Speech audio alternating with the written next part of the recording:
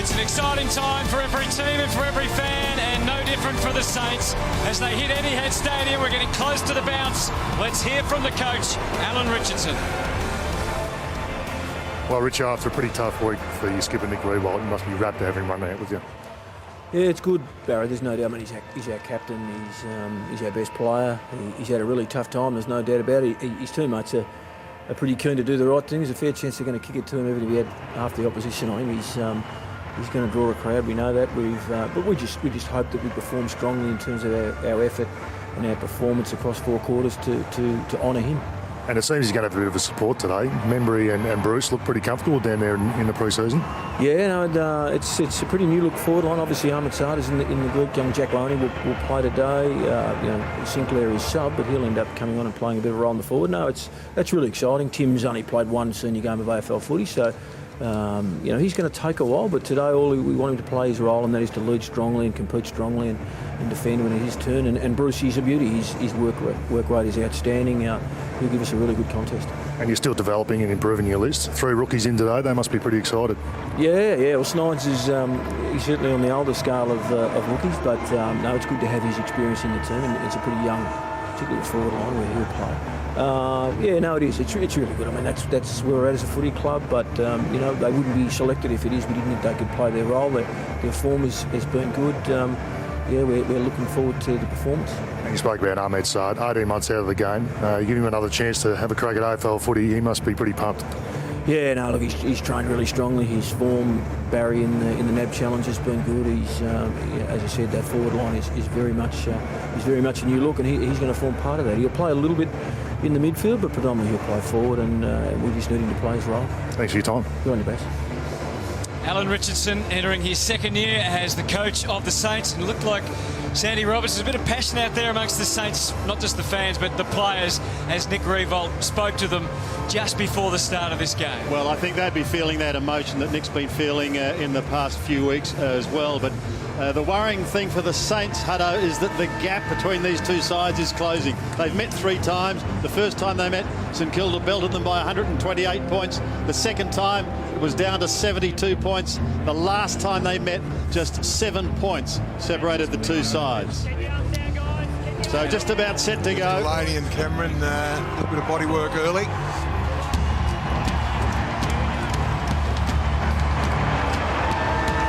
That matchup will have a big bearing on the way this match unfolds, you suspect, as well. Huge test for St Kilda. Billy Longer up against Mumford. Longer goes high, but Mumford read it better. Weller tries to get the ball out towards Armitage. He's successful there. The Saints through Stephen go up towards the half-forward line. Hayne is in front, but he couldn't complete the mark. Now an opportunity for Bruce up towards centre half-forward. The ball spills free at the back. Here's Eli Templeton. Great to see him back, but he's lost the football. Haynes again. Comes wide. Bruce is there, couldn't take it. He's got support through Stephen. Jack's kick is a poor one, however, and Davis defends. Yeah, well, Davis stayed at home then. His direct opponent, I think, was Bruce, who's up the ground, got a couple of touches. Haynes been prominent so far, and again, getting assistance from Green. Now there's something going on off the ball. Will it be downfield, or will it have to go all the way back? Looks like it's going back to Toby Green. Yeah. Maybe just being held off the ball. But I guess he does. There it is, Dylan Robertson bumping him off the ball. Good decision for the umpire. It's almost one of those, though, that you take a player out where he can't get back involved with the play. Should be a 50. Yeah. So Toby Green, who, despite his issues off-field last year, really knuckled down when he came back, and looks set for a big season for the Giants. He drives it up, and the towering figure of Mumford was prominent. Kelly came through, did what he could. Palmer, Buggers, they maintained possession. Some uncertainty there. Oh, great tackle, Robertson. Just second-guessed himself. He did. Palmer needed to throw it on the boot. But I reckon a few people were surprised to see Billy Longer preferred to Tom Hickey as the #1 ruck choice for St Kilda. Yeah, horses for courses, Jace. I think the bigger frame of Longer versus Mumford versus the lighter frame of Tom Hickey. Robertson short to Savage. Savage just forward of the wing. Penetrating kick inside 50. Oh, beautiful kick. Strong mark taken by Membry. And it was on Heath Shaw too, and that's a real win for Alan Richardson there, having Heath Shaw having to defend deep. So, well, it looks like a long bomb in, but what the kick from Savage did was isolate a one-on-one contest, and that's all the forwards wants. And in particular, remember, he's a mid-sized forward. You wouldn't say he's a big forward, he's a mid-sized, but he gets an opponent that he feels he can outbody in Heath Shaw. And of course, he's playing his second AFL game, playing one with Sydney. Yep. Directly in front. This would be a great start for the Sainters. 30 metres out.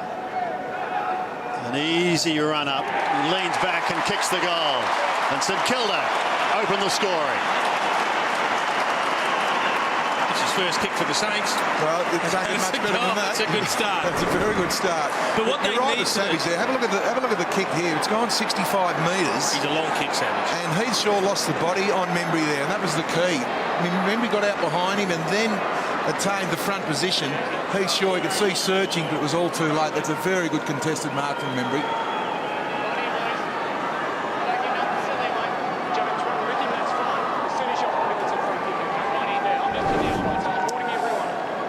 Core is alongside him now, but it was Heath Shaw that was left one-on-one with him, and as the boys have alluded to, if they can manage to do that, a bit St Kilda with so much attention down there on Nick Riewoldt, some of the other players are going to have some opportunities which they need to capitalise on. And they've started well in the midfield. Jack Stephen, one of their prime movers now. Savage, he's on that list of players who were injured during the pre-season, but he's got his body right just in time for round one, which could be really critical for St Kilda. Yeah, well, that's why he's down there, Hutto, for his ball use. He's very clever decision maker, Shane Savage. Got amongst it already. Big Billy Longo goes to full forward. Riewoldt third in line.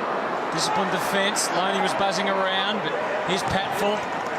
Should be a welcome addition to this backline so far, which is under siege right now. Longo with the centering ball. Gave four Giants the opportunity. McCarthy took his with good aggression. Earned a free. Waste no time. Ward charged forward. Had nothing ahead. Ball got stuck in his pocket for a moment. Back to McCarthy. He started it. Can he finish it? Can he finish it? Whoa. Gee, that would have been a good goal to get back up after earning the free kick and get involved in the play again. Terrific effort. Magnificent goal, but Longo's kicked far too long in the air. Yep. Geary was on his own, but he had to understand that was a 50-metre kick and players can run 30 metres. Shenton to bring it back into play. Heads to the outer side towards Fisher, who's forced to defend. Not a big crowd, but an enthusiastic crowd for these two sides looking to climb the ladder. St Kilda 4 wins last year, the Giants 6. Mumford and Longo again. Longo got a hand to it, but that was all. Shield trying to go wide towards Griffin. What an asset he is going to be for this club. Back to Shield under the pump, just wobbles it down inside 50. Scully had it and lost it. Goes again for a second attempt. Loses it again. Tries a third time. He's gang tackled. Yeah, it's pretty hot in there. A lot of fumbles. You expect that in round one. Both sides going extremely hard at the hard ball at the minute. Longo thrown out of the way. It ricochets off the head of Ward. Back towards Savage, who gives it to Schneider. A chance for Geary. Saints out of trouble once again. But for how long? Haynes takes the mark. Been prominent so far. He went down in round 8 last year. They had a lot of trouble with injuries in their back half, the Giants. Talented player, though. And he's got the angle okay. The Scully. Just pushing the friendship a bit there, Jack Nunes. Made him earn it, didn't he? And onto that left. It's going to have plenty on it. Now Cameron gets a run, drops a bit short. He hits the pack hard. Saints defence, though, working just as hard. Geary takes it over the line and out of bounds. Really good play there from Longo, just getting back to support his defence to try and get a fist on that long ball. Plenty of bodies in the little 30-metre area where this ball's going to be thrown into play. Tomlinson looking to come across. And improvising the ruck down to Devon Smith. A dangerous around goal. Got clear, Whitfield, he's put it through. That's a clever kick. So the Giants on the board in a significant fashion take the lead, and it's Lockie Whitfield, who you would suspect after a few injury problems, but showing his talent in the first couple of years, would be ready to play a significant role this season. Well, Templeton will be disappointed with that tackling effort there. He looked at the ball far too often. You see Whitfield just show him the ball and then bring it to the right. You've got to watch the hips in that situation, and lower your body, low feet. Yeah, he got stepped far too easy, but really good finish there from Whitfield. 8 goals last year for Whitfield, and he gets the first for the Giants, the 20-year-old. Back with Longer and a heavily strapped Mumford. Shades of Paul Roos in the old days of those mattresses on the thighs. Here's Haynes, had a very good start. Dude, it's great running from Mumford. And Mumford, look at him go on the outer wing. Steady as she goes. Up towards the half-forward line. His target was Palmer. Taken to the line. Yeah, Billy Longer's got to be aware that Mumford outside the stoppages, he might be a big man, Mumford, but can he cover the ground? So inside the Giants, attacking 50 once more. Tomlinson coming in against Longer on that occasion. Forced wide, chance for Treloar to get the hand pass, but intercepting was Riewoldt, who's a long, long way from home, goes up towards Bruce on centre wing. He's outgunned and outnumbered. It's Patfell who takes the mark and drifts play in towards the centre, finds his man there in Kelly. The left footer goes long, inside 50 once again. Mumford was in the pack, but he couldn't complete the mark. Scully gets the hand pass out once more. Pressure now on Fisher. He loses the footy. Was he held? Yes, he was, and he's going to get the free kick, a chance to relieve the pressure for the Saints. It's okay for Nick Riewoldt when he got that kick, but unfortunately Patfell stayed back, and Nick kicked the ball straight to his direct opponent. So the GWS defence at the moment are happy for their half-forwards to loiter up, but they'll stay at home. Jack Stephen along that City wing, and Riewoldt had 3 to contend with. It is a strong GWS midfield, Jace, isn't it? Just ever developing every year, getting stronger in number as well. As the addition of Ryan Griffin will only help matters. Yeah, but what that means is there's going to be better supply to the forward line, so they become a more potent team. Jack Stephen, plenty of zip as he goes short to Riewoldt. It's well out in front of Davis. Onto the left. Hoiks it to about 35. Patfell the third up. Haynes with a great aggression. Handball went almost through the legs of Treloar. And then over the top, they've flicked it out nicely. Green, and he goes again. Treloar takes the free and the advantage. Tomlinson onto the boot as quick as he could. He's outnumbered down there. Cameron, a bit of a standoff. Tried to knock it away. It was successfully Delaney. And the Saints using those extra bodies to work the ball out of defence and trying to reload through the middle of the ground. Shenton dabs the pass. There was an element of danger about that. Gets there well enough.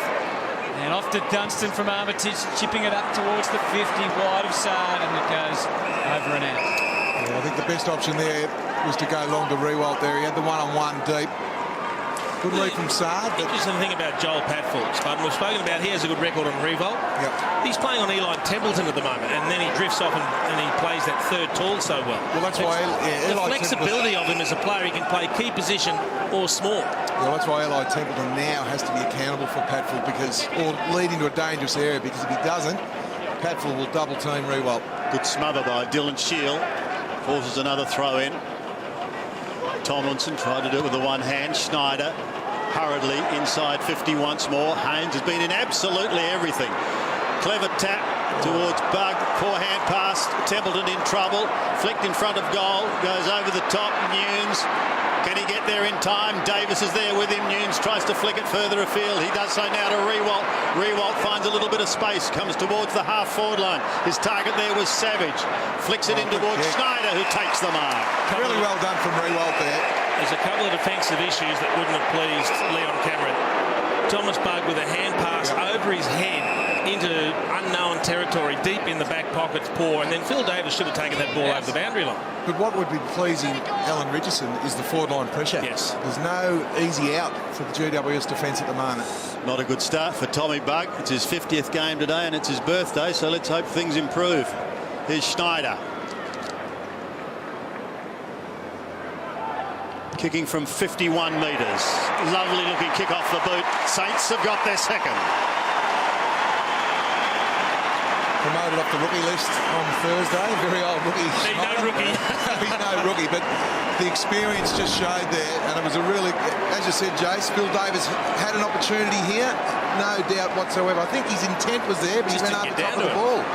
Really good play from Riewoldt, keeping the ball in play, and Robertson just looked inboard to Schneider, and that's all Schneider needs, half a chance.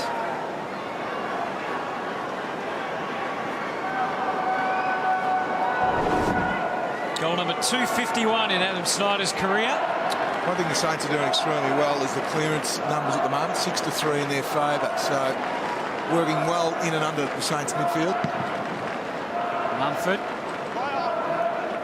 Bruce tried to come through, but well, this is where GWS have to really attack, because you've got Bruce starting in the forward half now on Mumford. So maybe a third man up for the Saints. well, watching every move that Ryan Griffin makes, and Well was able to get a boot to it, stick it up, and Membry came charging forward.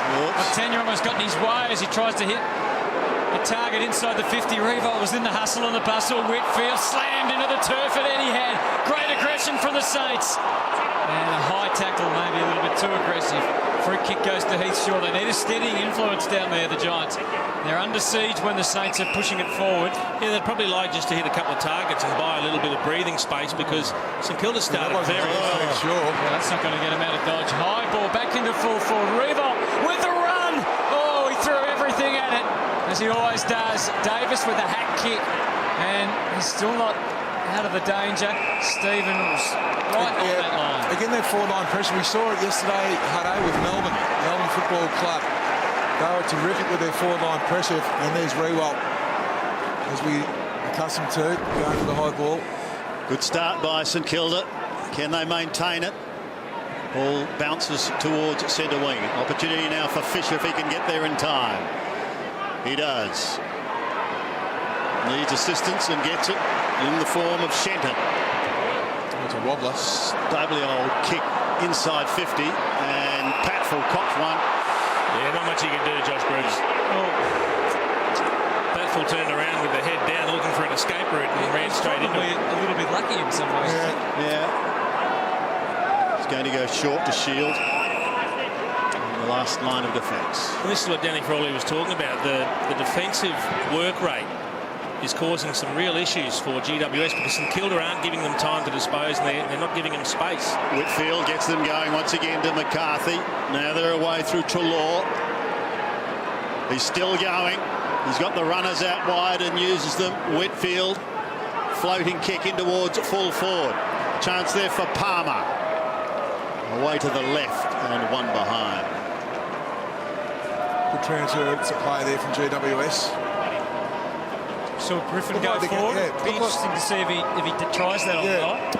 I think he's been spending a bit of time forward in the NAB challenge. Longer just on the ground here. And tries to present as a target, but Patfull was onto that. I just noticed there that GWS went one-on-one, so maybe St Kilda can try something different there. If they're going one-on-one, maybe bunch up in a huddle. It looked pretty one-on-one to me, Jace. They're kicking. Promising start by St Kilda here, but Giants with their turn to attack inside the 50. Stephen, Kelly, straight into Dunstan, clever to get ball to boot. Shield has been very prominent so far. Hampton a shrug of the shoulders, and they're inside again, but not that well placed, although Palmer does well. Again, a bit of a speculative handball. Josh Kelly, undoubted class.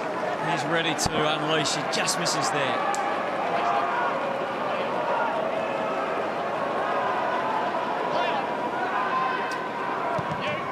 Savage. Well, anytime you see Shane Savage take a kick out, you know it's not going to be a short chip kick into the pocket. There's a free kick there in the back, I think. He's got a 60-metre drop punt, and he'll use it on most occasions. So Weller, the recipient. On the half-back flank. To send the Saints down towards Riewoldt. As we know, covers an enormous amount of territory. And you won't miss him today in the fluorescent orange boots. Schneider. The reason why they're possessing the ball, GWS have just flipped one behind the ball at the moment, so they've got to try and hit an uncontested mark outside the corridor of the Saints. Robertson finds Geary. Geary, a somewhat tentative bounce, then he gets clear and he goes long. Now Evi Templeton will be waiting down, but it's fisted towards the line and beats him over. We've got a throw in the left forward pocket. That's where Membry had to be there for the long ball. I think he was looking for the one a little bit further. And Jack Laney on that occasion had to compete for the high ball. Longer, looking for Armitage, isn't going to find him, however. Kelly was there. Advantage is paid. And the Giants drift down towards Palmer. He couldn't take the mark, however. It was strongly taken by Shenton. He started well, Shenton. He has. Plays on straight away. Finds Stephen, who's been in the thick of things. Yeah, disposal number 7, Sandy. Yeah, had a really good start, but we know he's a ball magnet. Here's Nunes. Geary wide. To the outer side, and that's where he heads. Montagna. Some are a little surprised that he lined up today following that knee surgery, but it's good to see him out there. Now an opportunity once again for the Saints to go towards a Riewoldt, but eventually taken over the line. Free kick, I think, has been. It has too, and it's going to the Giants. Not sure about the handball from Montagna outside the corridor, Jace. It made it too easy. Yeah. I think that's a pretty clear free kick. Well, I think they're endeavouring just to get it in the best ball user's hands, although you'd rather have seen him come on the inside to receive the hand. Makes it very easy to defend, though, when you're deep in the pocket. Good system on the way out that time for the Giants. Clever kick. They're out in the back Placed here. well. If he looked up, he had another one down the line, but despite the demands of Reece Palmer, he's ignored. Goes deeper, hoping to bring Jeremy Cameron into the game. Well, that was a good kick because Billy Longer was the loose that was back. The ruckman had dropped behind play, so he kicked it far enough away from Longer to make a one-on-one contest. He also kicked it into space, which allowed Cameron just to use his athleticism to get there. And in the end, he took an uncontested chest mark. Well, he did, because what happened is Shenton had to come up, and then Delaney took his man, which meant Dempster ended up on Cameron. But Longer, I think, had to be better there to try and cause a spillage. Slow, wasn't it? Just 29 goals last year, Jeremy Cameron, as he battled various injury and ailments. And that is a beautiful strike. And just steadies the ship for the Giants. Well, I think the good thing from a Giants perspective, if you're a Giants fan, you'd be thrilled that St Kilda have started so well, but the Giants have just hung in there and they're actually leading the game when they probably haven't had as much of the play as the Saints have. And there's Billy Long. You can just see he was battling a little bit. He was trying to work back into the space, but probably just didn't have the leg speed to cover the ground. Well, he had to have a look around to see who the dangerous player was. He was only going to one person, and that was Cameron, so he had to find a way to get there. 3 points the margin in favour of the Giants. But a positive start by both sides as he takes the call after kicking the goal. Could have been a free kick here to Mummy. No. Yeah, Shepherd. Well. And Mummy's absolutely flabbergasted too. But they go down into that forward line once again. Haynes been sensational in defence. Strong mark, and he plays on now. Gets away from Saad. Kicks up towards centre wing, but Robertson is there, and he takes the mark unopposed. Tomlinson a little bit unlucky there. I thought Fisher might have got into his back, but anyway. Classic case, though. Classic case of Haynes playing on before he knew what was there. Robertson up towards the forward line once again. Here's little Ahmed Saad. He gives it to Schneider onto the left boot. He tries to bend it back. Over the top it goes from one pocket to the other to Bruce, who sees it over the line. Yeah, they've had enough opportunities, the Saints, Jace. It's 14 inside 50s now for only 2 scores. So you'd have to say that the GWS defence is stood up under pressure. Well, they're in that same situation again right now because the Saints have got numbers around the ball. They're diving all over it. Trying to find a way out. Dunstan. And he might get a free here. Yeah, well done. We know he's strong over the ball, Dunstan, and he just kept at it. Just a stronger body in the end. Just about out too, the Giants. As we know, he missed the latter part of the season with the shoulder reconstruction. Started last year in brilliant fashion.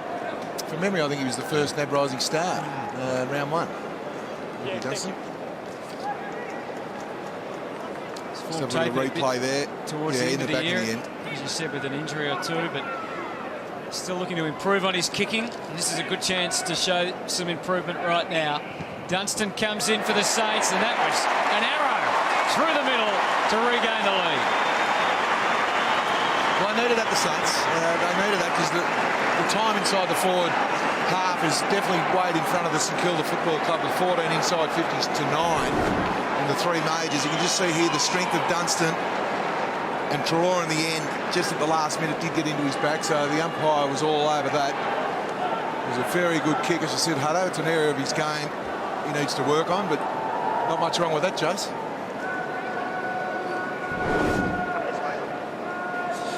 Seesawing struggle. It's the Saints now by 3. Just under 5 minutes remaining. Sorry, Sandy, you spoke about it, Spud. There's just inefficiency going forward from the Saints, but the effort is there. So Alan Richardson will be pretty happy. The tackling is 10 to 4 at this stage, so he'd be pretty happy for its on. Barry Hall down on the boundary line. Thank you, Baz. Ward locked up in the middle. Yeah, and I think he's hit the nail on the head, Baz. Yeah, Alan Richardson's going to get to the quarter-time huddle and go, hey, if this is the standard we're setting, we're going to be in games for long periods of time. Mumford tries to flick it out the back towards Bug, who gives it off to Kelly, who just flicks it short. It's going to be okay. The diving mark is going to be paid. I'm with you, Spud. I reckon he held it, but You reckon we should have a review? I think we'll have another look at it. I think the umpire was blinded on that occasion. Tomlinson will accept it, however, and he gives it to Ward. 50 metres. That's going to bring him to within 15 metres of goal. You know, Robertson couldn't stop. Robertson didn't really do a lot wrong, but he allowed himself just to get tangled up with Callum Ward, and he didn't need to. He needed to pull up and just stop him from playing on. We'd have to ask the question from the Saints midfield, how did Callum Ward get so free in that area of the ground? Robertson came from defence. He was there for quite a while too, Spud. Yeah, he was. Well, Luke Dunstan's been playing on him in the early part of the quarter. I don't know what happened on that occasion, whether it was a rotation or not. So a virtual gimme goal here for Callum Ward. 20 metres out, directly in front. He gets his first, and the seesawing lead continues. Now it's the Giants. Well, it's a great contest. It's as simple as that. And GWS at the moment, they're kicking their goals far too easily. Let's have a look at this. Did it? Yes. Oh, that's around no mark. 5 times. That's no mark at all. Wowee. Well, that's one they need back there, the Saints. But there's Callum Ward coming off the midfielder, just out of screen there. Just saw his feet. It wasn't. Got his legs tangled up. Just have a look. You'll see the legs tangle up, and that's what trips him. Yeah, wasn't a lot in it for He mine. didn't need to do it. So a little bit of luck goes a long, long way there. Yeah. The Giants are in front once again. Shield with 8 disposals, 7 for Stephen. The leading possession winners. Shield gets himself another couple and takes them out to the wing. Again on the outside. Gee, he breaks well from the centre clearances, Mumford. Scully bursting, getting it deep. Cameron over the top. Palmer didn't fly in the end, stayed down. Ball hits the ground with Dunstan in good shape to keep it moving for the Saints. It's been an airy handball, wasn't it? And poor O'Geary, unfortunately, the ball took a long time to get to him. Yeah, look, in the end, he was looking for a handball. If you're going to make a mistake, make a long one. But to his credit, he was trying to look for a teammate, but the tackle was far too good. But Mumford again out of the centre clearance. That's the issue. As soon as he sees the ball's a chance of getting collected by his players, he's off. He pushes forward, he bolts forward into space, and they use him. They've got to cut the supply there. A wingman may need to stay at home or get the runner out to Billy Longer. Devon Smith, who's normally Just scraped in. pretty keen for a goal, misses that one. And there's plenty of feeling out there. They're at each other. It's physical, it's aggressive, and there's a bit of lip going on too. Devon Smith kicked 5 against the Saints when they met It was very early last year. Yeah, round 2. Adam Schneider just missed everything. Well, he's the best kick. So Griffin, you won't see that too many times from Adam Schneider. Just put too much weight on it, straight over the head of Lee Montagna. Too much adrenaline. Ryan Griffin. He's having a go at it now, I think. What a pick-up he's been. Goes close to the man on the mark. Oh, wow. Good-looking kick. And one behind. Very tough for him from that pocket, given his kicking style. He really arcs out to the right. He also got very close to the man on the mark. Savage brings it in towards Dempster. High ball close to the boundary line. Poor kick. Nothing Jack Stephen could do about that. Out of bounds on the full. The endeavour's okay. They're just missing a few targets. That's it. You don't panic. Green gives it away once again. Now where's Cameron? He can't get clear. There's a wall of red, white and black, but Scully can. Tackle. Was he legged? Oh, that was a beautiful tackle. He was away. He saved a goal ripping there. tackle. No, there's no doubt in that. That was a cracking tackle. I'll tell you what Dempsey did well too. He was the one that kicked the ball. He got back to get in front of Cameron to force that spoil. But what a tackle from Robin. Well, that tackle from Robin makes up for the goal and the 50-metre penalty he gave away. And now Montagna. Luke Delaney's torched the footy. Oh, yeah, he's given it away. Phil Davis, speaking of torch. Jiminy cricket. What is that? Well, it's interesting to say the least. Eli is in dreadful trouble. Templeton gang tackled by 3. It is a cracking contest. I mean, there's a few skill errors, a few ordinary kicks and decisions, but gee, we're enjoying the contest. They have Jiminy Cricket brought back into commentary too, Jace. 23 plays, 18. Oh, that's going to be head high. Yeah. It's a bit overzealous. The intent was there. The infringer there. Just beyond the 52 for Reece Palmer. He's looking to handball this Palmer.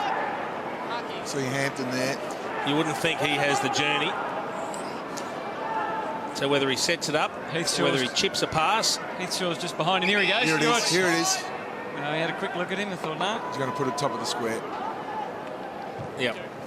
Oh, it might have been just too short. Well read. Mumford got worked off the ball, and then there was no one else there. It was better from Longer. That's what Longer has to do, Jace. So Savage is starting into the back pocket, driving it, hoping for Delaney, but hopes the word core. Oh, did everything but take the mark. May have been interfered with, but play on the call. Robertson will do that. Weller did well. Kept it in St Kilda hands. Armitage sliced the kick. Templeton had some options that they've been mostly covered now. Here's Riewoldt to come hard. Shaw battling above his head. Did a nice job. Got it to Hampton, back to Shaw. And he's drilled the pass to Whitfield. And the Giants look a bit more composed than they did in the first half of this quarter. 36 seconds remaining in the term. Whitfield called to go now from half-back. Goes short to McCarthy.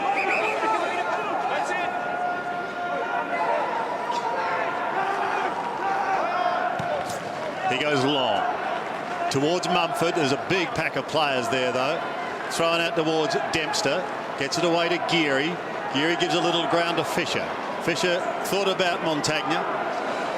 Then goes right across the ground, almost dangerously to memory.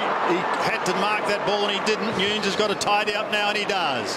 To the outer side, that's okay to Jack Stephen, who picks up yet another possession, although the siren robs him of it in the end. An entertaining term here at Etihad Stadium, an even contest. The Giants, though, 8 scoring shots at goal and the Saints only 3, but it's just a 5-point ball game. The Giants 3-5-23. St Kilda 3 straight 18.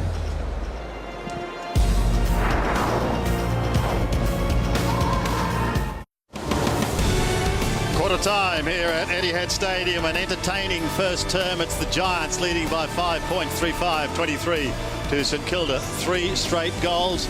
Briefly, your impressions, Jason Dunstall, of the first term. I thought it was a good aggressive contest. St Kilda started particularly well. They're hard at it. They're putting great pressure on in their forward 50. But if they're not a little more efficient with the ball, I think GWS have got just a few more options. And Spud, it could be a long day for Billy Longer. Oh, no doubting that. I think that the fact that I looked at the ruck coach who was talking to Billy Longer. Mumford, after the centre bounce, is pushing hard to the wing. He has to stop spectating Billy Longer and be accountable, because you've got to cut the supply to the GWS forwards. And Shields another one that's getting off the hook, Sandy, for GWS. He's had 11 disposals. Toby Green was 7, but you'd have to be happy with St Kilda's work rate around the ball. I think the contested ball is very even, the clearances are even. It's a really good contest. There's a lot of mistakes out there, but it's pretty hot in the kitchen. What about the debut of the senior boys that have come to the Giants, like Ryan Griffin? No, Griffin's been good, but I think St Kilda's entries, Jace, and you have a look at the amount of entries, Riewoldt conscious. All right, let's go down to the ground now. Barry Hall is with Aaron Hamill. Baz? Yeah, Sammy, he must be really pleased with the effort. For one, the tackling's been a real feature, but the repeat inside 50s also has been a positive. Yeah, we need to be a little bit more effective going in. We need our smalls to get in there and not being so lateral, but +5 in tackles is a good start for us. Yeah, been a little bit inefficient, and there's a lot of numbers around Nick Riewoldt. Are we looking at other options this quarter? Yeah, look, we just need to lower our eyes. We know that Nick's such a dominant player up there for us, so if we can get him out and be a decoy at times, that'll help our other key forwards leading into the spots. What's the instructions to the players for the second quarter? Oh, look, just keep going, really. Basically, how we need to win the ball, clearly. We need to tackle and we need to be effective coming through the corridor and lower our eyes. That's the main message. Thanks for joining us. Cheers. Former Carlton and St Kilda star Aaron Hamill. He looks like you, Baz and Jace. He's starting to lose his feathers a little bit there, Aaron Hamill.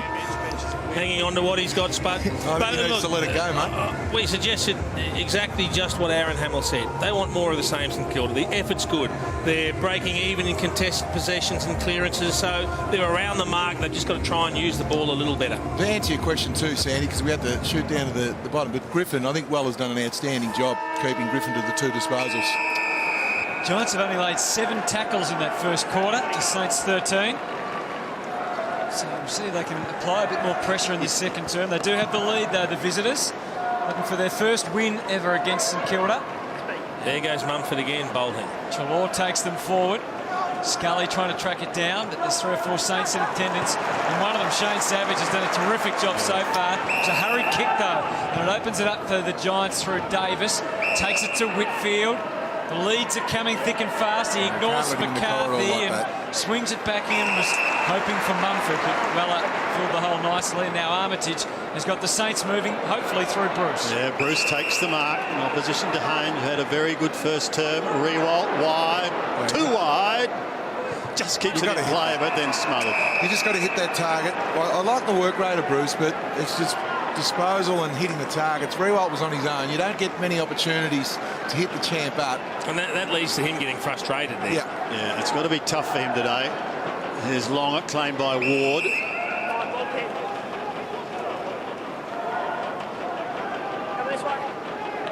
There's Weller there, just at the bottom of the screen, doing a very good job on Griffin.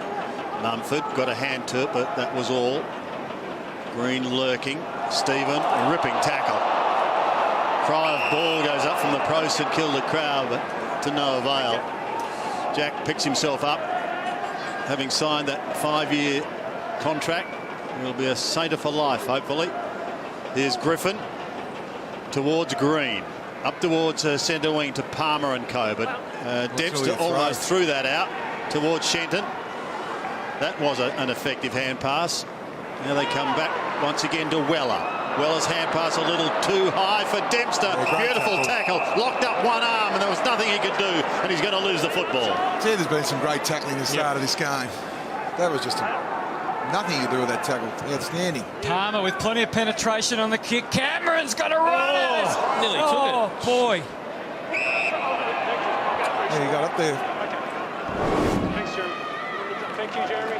Oh, beautiful leap. Yeah, just turned him in the body there, Delaney, on the jump. So pretty good effort in the end. They'll get out of there, the Saints. For how long? As Whitfield's got the opportunity. The ball wasn't too kind to him, and now he gives away the free. Templeton takes the advantage. Patfield ready to try and chop it off, but Heath Shaw did it on his own in the end. Takes the mark. You got it? Bit of traffic directing, trying to swing play back to the dock side of the ground. Treloar with the angled kick through the middle. Tomlinson brings Griffin into the game, and back to Treloar. Back to Tomlinson. They were one handball away from disaster, but as it turned out, it got safely through to Hampton. Had to twist and turn himself. Mumford's the big target. There's very few bigger, but Dempster had a nice ride. Griffin starting to get the feel for the footy now. Toby Green from the stand start blew it away, and it just sneaks in for the minor. Beautiful roving there from Ryan Griffin. Starting to get their gun midfielders into the game early in this second quarter. Into open space. You mentioned Griffin. He'd been so well held by Weller in the first quarter. He's had 3 early touches in the second term. Again, man on man in the kick-ins. So the Giants threatening. Pressure here on Savage. Scully there as well. Geary first to it. Towards Savage once more. Tries to go out the back door, but stolen. Beautifully done by Green. He gets clear. He's 48 metres out. Goes in towards full forward. Going to drop short, however. And once again, the Saints defenders doing well. Shenton takes the mark. Jet Evers are doing really well in the kick-ins and the one-on-ones. Dangerous here. He was looking for Armitage. It was wide. And the advantage is paid, and is the goal going to be kicked? Yeah, it's a goal. Yeah. Disappointment there for the Saints. We just can't defend those kicks. You just cannot defend a short pass that goes over the top of Armitage. It was strange the way Armitage went for it, though. He just put the one hand up. It seemed as though perhaps he was off. Look, the kick's behind him. But you thought he could have put 2 arms up there. I still think he may have been able to mark the ball. Maybe he just misjudged it. But I'm glad McCarthy kicked the goal, because if you play on when a bloke's got a set shot 20 out almost directly in front, you'd want to kick the goal. It was a strange passage of play, wasn't it? It was. Even the free kick was a little bit doubtful, and yet, as you said, Jace, he took the advantage. McCarthy had to kick the goal. Thankfully for him, he did. Just his second goal for the Giants in his second game, and they're starting to go now. Shields been excellent since the start of the game. It was a rushed handball, so well done the Saints, but they are under increasing pressure in defence. And they have to be careful not to cough it up again. Tanya kicks it back to half-back. Billy Longer in the frame, and he did really well, but overwhelmed by numbers. Bug to Mumford. Now to Ward. He'll think about it. He gives. Trelaw capable from there. Plenty on the kick. It sails through. And they are clicking into gear. Well, now it's the forward-line pressure for GWS. That was outstanding forward-line pressure. But Callum Ward, that was the play that I liked there. He took the tackler on. Have a look at Callum Ward. Take Schneider on. Drew him in, didn't he? Drew him in, and then bang. That's gone 60 metres. What a kick. Yeah, the real worry for the Saints now is the amount of free ball that GWS are getting on the outside. Well, you could see the break there. He had Griffin on the other side if he wanted him to, so they had 3 of them breaking forward. All of a sudden, the margin is out to 18 points, and the Giants are threatening. Yeah, they've had all 6 inside 50s this quarter, GWS. And it's starting with 5. Mumford. Let's see what happens here. Longer wins it. Griffin couldn't take it out, but they win it out of the centre once again, up towards the 50. Belted clear, but for how long? That was Shenton trying to defend. In all sorts of trouble was Dunstan, wearing the number made famous by Lenny Hayes. Missing Lenny, no doubt about that. Cameron, the hand pass is okay towards Smith. Goes up towards full forward. Tomlinson is lurking. Tomlinson tries to paddle it forward. Can't do anything with it. He's still down on all fours. Eventually the Saints will get out of trouble. Maybe. Robertson towards Schneider. Schneider, the look away hand pass. Puts pressure on Savage. He loses it, and eventually it's taken over the line. A little paddle for a throw in the left forward pocket. A little bit of panic, a little bit of nerves down back for the Saints, because they've upped the tempo, GWS. Well, they've had repeat entries. The defence for St Kilda are getting no respite whatsoever. That's 7 in a row at the start of this quarter. So they're under extreme heat, the defenders. And it continues with Dempster. The kick is going to be shut down straight away by Kelly. The other interesting thing is St Kilda's had 28 possessions to GWS's 26 in this second term. It's 7 inside 50s to 0 in favour of the Giants. So the game is predominantly at this end. Yeah, but have a look at the St Kilda disposal winners though. Dempster, Shenton, Fisher, Savage, Geary. They're under assault. 18 games last year, 4 of them as the sub. Still managed to average 17 disposals a game. An undoubted talent, but he leaves this one to the left, Josh Kelly. And the Giants have now had 12 scoring shots to 3. And their lead is at 19. Shane Savage has the ball at full back again. So the defenders feeling the pinch. Riewoldt has come on down. Montagna away towards centre wing. They've got the numbers here, however. Weller went through with strength but lost the footy. Patfull has possession, gives it away quickly to a teammate there in Shaw. Now they look up towards the half-forward line, but it's been chopped off. What could St Kilda do? Just the 3 goals on the board. Haynes came a little too far underneath the footing. Memory has a long kick inside 50. Maybe an opportunity here. Schneider's in trouble. He gives it away towards Bruce. He's in real trouble, but he snaps. He did well to get boot to ball. Didn't he? And finishes up scoring it behind. Well, really good defence though from GWS. Yeah, no doubt about it. They are threatening. Here's Phil Davis out of sight of the ground, going up towards the wing. Oh, up was the word, but Whitfield didn't bring it down. Is that a free kick? Well, he went up early, but he got a hand to it. He at least got a hand to it. Membry scrounging around, Longer feeling the heat. Dunstan the next. It was just a matter of time. Inevitably, they turn it over. Ward swings it into Scully onto that left boot. It'll be a long kick into space. Plenty of leeway for McCarthy to run in. Fisher. Yeah, it was outstanding stuff by the experienced defender. And those legs of Jack Stephen working overtime. He kicked them. He's rushing. The Pistons are going again, Sandy. Here he goes, Jack Stephen. And they're bursting the Saints. The little V8 goes down towards half forward. Davis tries to chop it off, but he gets claimed. He loses the footy. Taken over by Bruce. We've got to throw in. A really regulation mark there, Phil Davis. Yeah, it was a really good defensive effort from Fisher. That looked like a certain mark to McCarthy. They're starting to break through the middle in numbers. That midfield is looking very, very threatening. Trelaw's the danger man at the moment. He's had 7. 18 points the margin. Here's Ward, also looking threatening. Gives it away to Whitfield, who finds Tomlinson. Hampton running through the middle. Penetrating hand pass towards Palmer. Palmer's 60 from home. Goes on to the left boot. Up towards Green, who takes the mark. Almost uncontested. That's just a good option. Yeah. Good use of the footy. He had time to look Palmer. And so rather than bombing long or going automatically to Jeremy Cameron, he saw Toby Green in space on his own.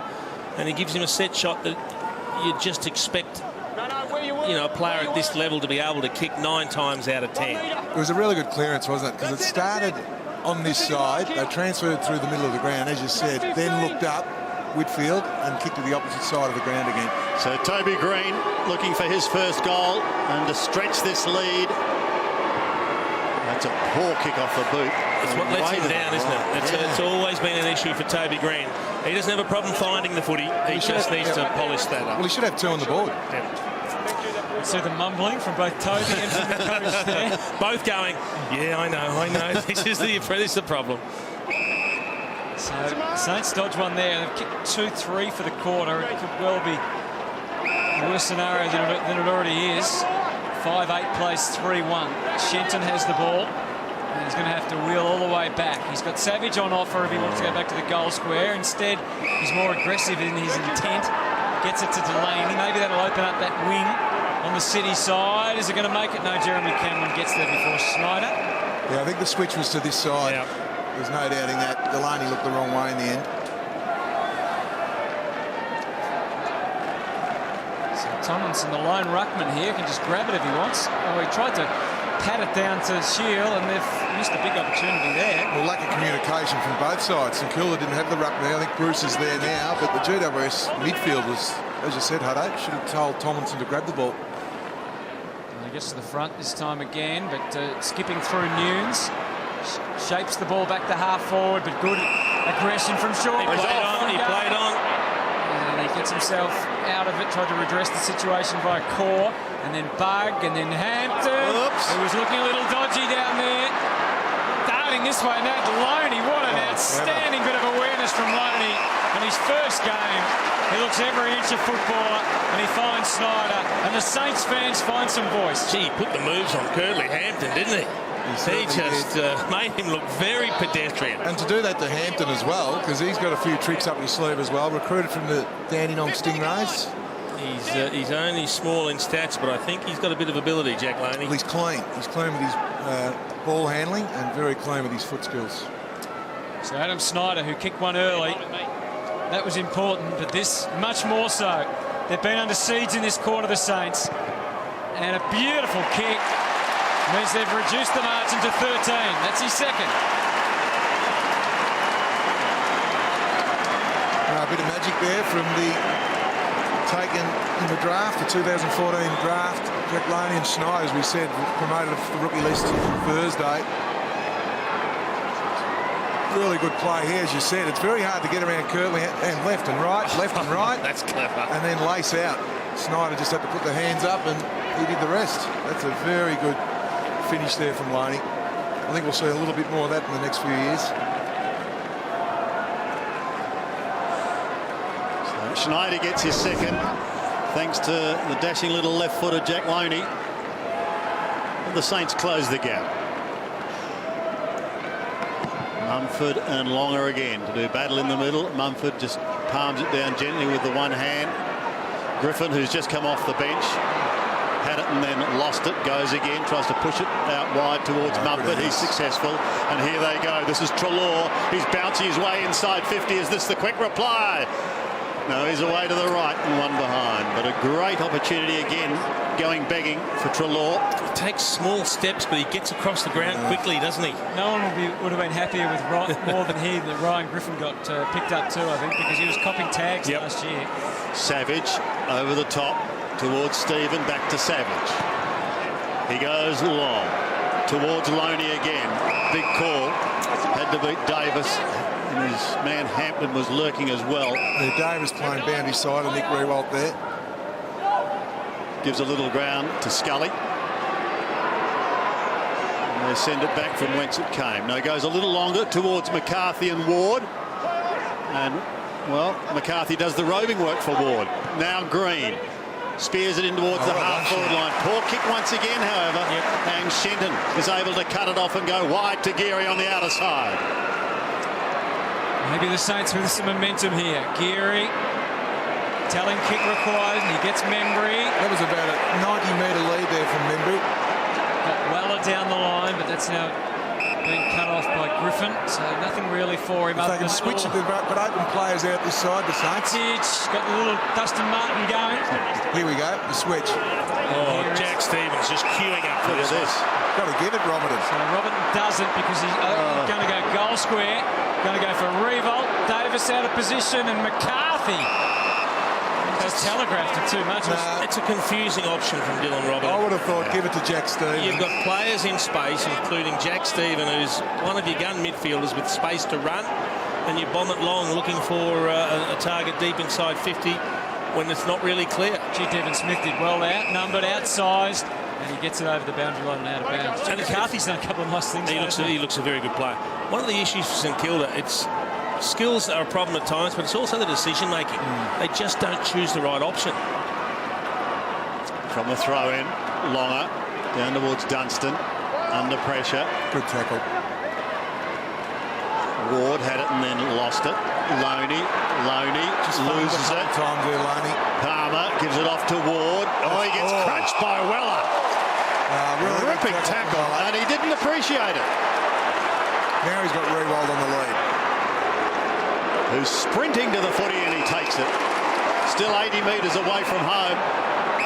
Goes onto the left boot. He played on and went out of bounds, Nick Riewoldt. Dear. He turned onto the left. I think he's gone over the boundary line. Yeah. I think Nick's arguing that he didn't hear a play on call, so for him it was just going back and taking the kick.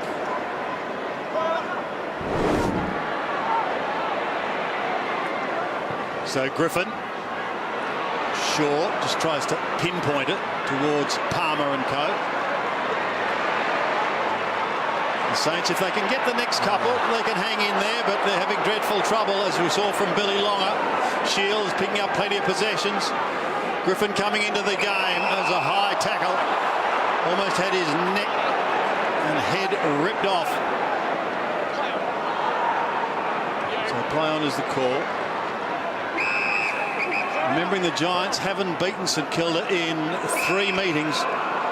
They're in a top position to change that today. Well, they've been creeping up on them. They might just do a little more than creep today. Devon Smith, high ball, McCarthy, Dempster, out of bounds. As you mentioned, Sandy, with about 7 minutes to go in this second term.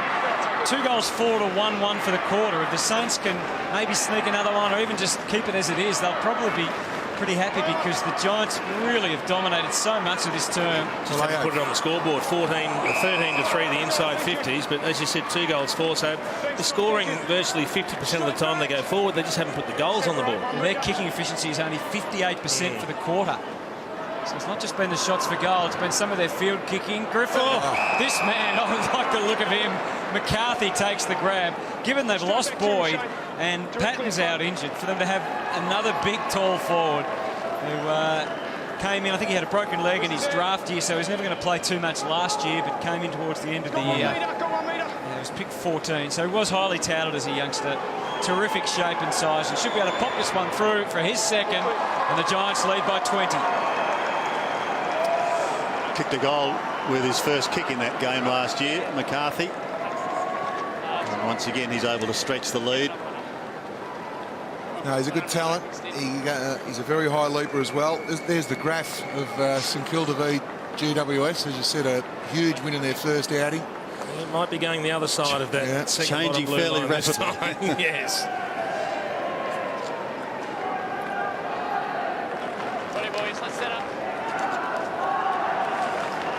15 effective scoring shots to 5. Still 6.5 minutes remaining in this first half. Mumford has been a tower of strength. Huge challenge for Longer. Ward is picking up plenty as well. Now he decides to go out wide towards Whitfield. That's going to be okay. Back to Whitfield again. Centering ball, and that's good. Here's Shield. Inside 50. Griffin. He's going to get caught. He's run down. That's a really good tackle. Ripping tackle there by Josh Bruce. And he gives it off to Stevens, and away go those little pumping legs. Not before he gets it to Shenton. Shenton goes wide to the outer side. Pushed away from Nunes, but Jack goes again. The ball is held to him. He's ripped to the ground. And the umpire's going to come in and take charge. Great pressure from Josh Kelly. Nunes feeling it. I think all the Saints are. Dangerous period for them here with 5.5 to go. But the talent of the Giants on display now. Treloar into the 50. McCarthy and the experienced Sam Fisher, who goes to ground. Game 199 for Sam. Edging closer to 200. Sometimes when it looked like he might not quite make it with all the injuries he's had over the last couple of years. Good to see him up and running. Throw in. Well up. Dish it off too, so he's kicked to the space. First there, Haynes got the cruel bounce and decided to take it out inside. It took him to ground. Probably should have been a free kick. Yeah, it had to be a free kick. Loney can work the angles into Savage, has been good in defence for them. Puts a little move on Griffin and had nowhere to go. Running out of ideas, but suddenly it all opened up for him. Riewoldt belting back towards goal. Patfull did well. Just diligent defence. Loops the handball over the top. Bit uncomfortable, but they'll get out of it. Needs the bounce to sit for him there. And she does. And Whitfield's just slammed it on the boot blindly. Dempster goes short. And they can set it up again through Templeton. Just need to get a bit of composure going forward, the Saints. That decision there, Jace, was just no composure from Templeton. Whitfield takes the Templeton kick. So the Saints really struggling to get it inside 50. Dylan Robertson round the body to Riewoldt. Oh, good grab. Yeah, Patfull knew he was in a little bit of trouble there with the ball drop. Was favoured to the champ. It's going to take his best one there, though. Right foot to the boundary line. Will he try the check side? Or left foot he adjusts? With a goal kicking guru. So he's going to go to the left. Around the body. 49 goals last year. Plays on, and around he goes, and he makes no mistake. The skipper gets his first, the 6-time club champion, and they come from everywhere. Well, he's had to work hard for it, Nick Riewoldt, up to 7 possessions now, taking a contested mark there. He doesn't always get kicks to his advantage, but that one, more by Lugden design, the hashtag Fight Like Matty tribute to his sister, carrying an enormous burden on his shoulders for recent months. Unfortunately, Nick Riewoldt, which no doubt has received a lot of support from his teammates. And you saw that when they came from everywhere after he kicked the goal.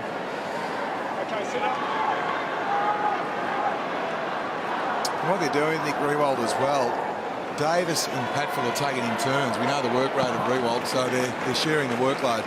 Timely goal, though, for the Saints. Gets them back to 14 within touch. Shield used Mumford when he had to. On the boot. Grubbing ball inside the 50. Favoured the defence, really. That is an ordinary one. Tough for Dunstan, but he is tough. Came through. Treloar wore one for the team. Kept it alive for the Giants. Back for Bug. They line up out on this pocket. The ball chipped more than anything. It's placed there for Palmer. A little bit frustrated, and it's out of bounds. 6-9-45 to 5-1-31. 7 scoring shots to 3 for the quarter. Cameron hits the phone. Longer, good bodywork, but Mumford just handed it off for Devon Smith. And he's always keen to get himself clear when he's within 30 metres of goal. Shut down there by Geary. 3.5 to go. Can the Saints work their way forward for another scoring opportunity? Robertson, who looks a refreshed man after struggling with injury badly last year, had an excellent debut season with the Saints after being recruited from Fremantle the year before in 2013. He's past all those injury woes. Now Geary, another one who was cut down by injury last year, just as he was emerging as a fine player. He's one of the young leaders in defence. Good manning up here from GWS. Dempster. The problem was Geary had a couple of bounces and he had a few free options, but by the time he'd had the bounces, they were all manned up. Davis got into the right position but couldn't take the mark. They sneak it through to Snyder. Now Membry's going to be off balance here, almost holding the ball. Bug was able to get to Whitfield. Lightning call came from Ward. Arches the back and he's away. Uncertainty written over his face though. Didn't know where to kick it. Tomlinson's on his own. Oh, that could be 50. Well, you could see what was going through Newton's mind, because Patfield had peeled off on the fat side and was running past, would have got the ball and streamed inside 50, so he tried to hold him up, but as soon as you do that, the umpires are all over you now. That's going to be 50. So just bottom of the screen, you can't see him in the picture, but Patfield was storming past, ready to receive. So it's Reece Palmer, the assistance to that 50-metre penalty. Don't want to moz him, but he's improved his kicking. Reece Palmer, that was a knock on him in early days as well. 23 goals, 12 last year as a defensive forward. And as you said, Jason, it was something that was always questioned. After his dynamic rising star year, he was front onto the goals. You see him there lining it up. It was strange. Now he's ready. Right behind him, and he's kicked truly. And the Giants ebb away again to a 20-point advantage. Well, that was a really good view of his runner, and he couldn't have run straighter. The way he presented himself towards the target there, and often with left footers, even more so than right footers, they tend to arc out onto their left foot. A golfer standing behind his ball, lining it up. Well, look, he obviously has a mental preparation that he puts into each kick, and if he's got that sort of routine, he's going to kick more than he misses.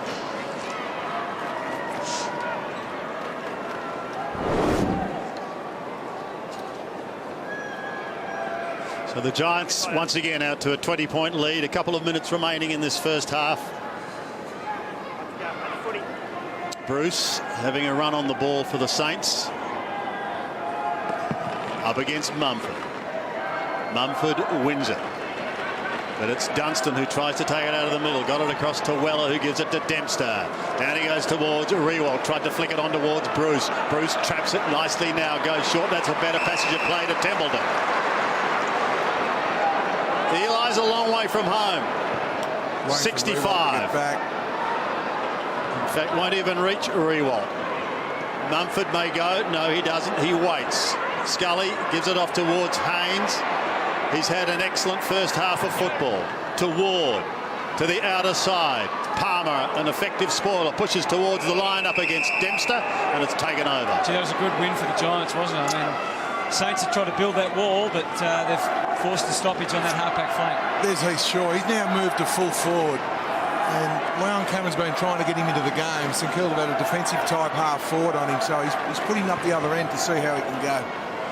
Dunstan starts it off again, but it finishes down towards the 50-metre line and over the line. There's Membry. Cheers, mate. Thanks, Tim. Having his second game, his first with the Saints. Ball going out of bounds on the full. So back towards centre wing. Shenton was a flyer, couldn't take the mark. There's the handball over the top. An opportunity now for Jack Stephen.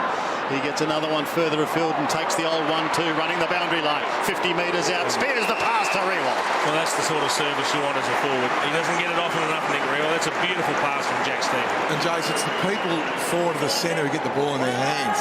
As soon as you see Jack Stevens forward of the centre without much pressure. He opened up the angle, but he just didn't give himself enough room.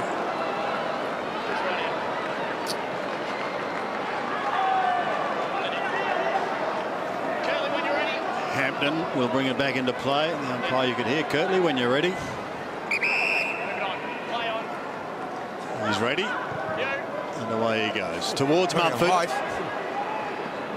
He's eventually forced to spoil Robertson. And it's taken over the line. So just the last few seconds of this half as Weller saw it over.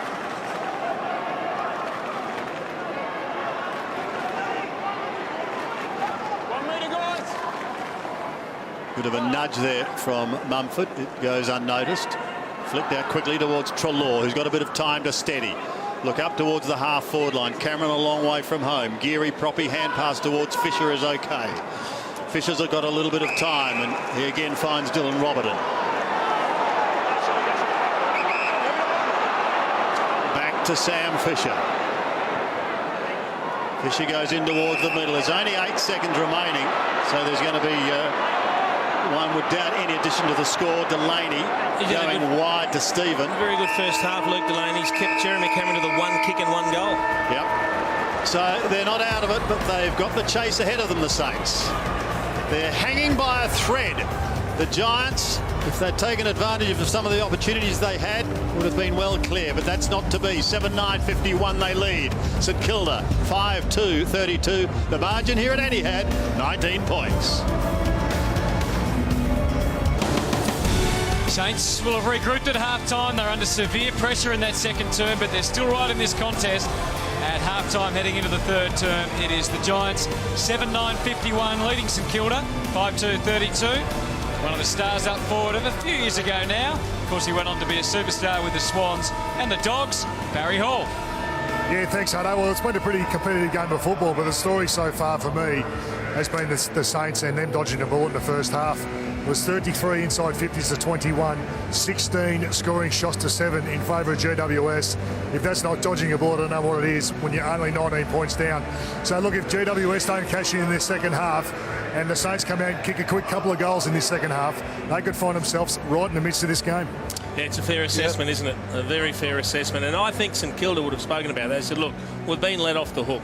But if we can come out with that intensity that we showed in the first 10 minutes of the match, get ourselves back in this contest, it's anyone's game. Yeah, you're right. And 12 of the 16 scoring shots for the GWS Giants has been through their midfield. That's so you'd have to say that the St Kilda defence have held up pretty well with those 33 entries. But it's been the midfield, especially late in the quarters, when the extra 2 or 3 midfielders have been able to get on top. Nick Riewoldt, he's tried hard. They're just a little short for depth in the midfield. No, they are. Aren't they? In particular with Jack Billings being out.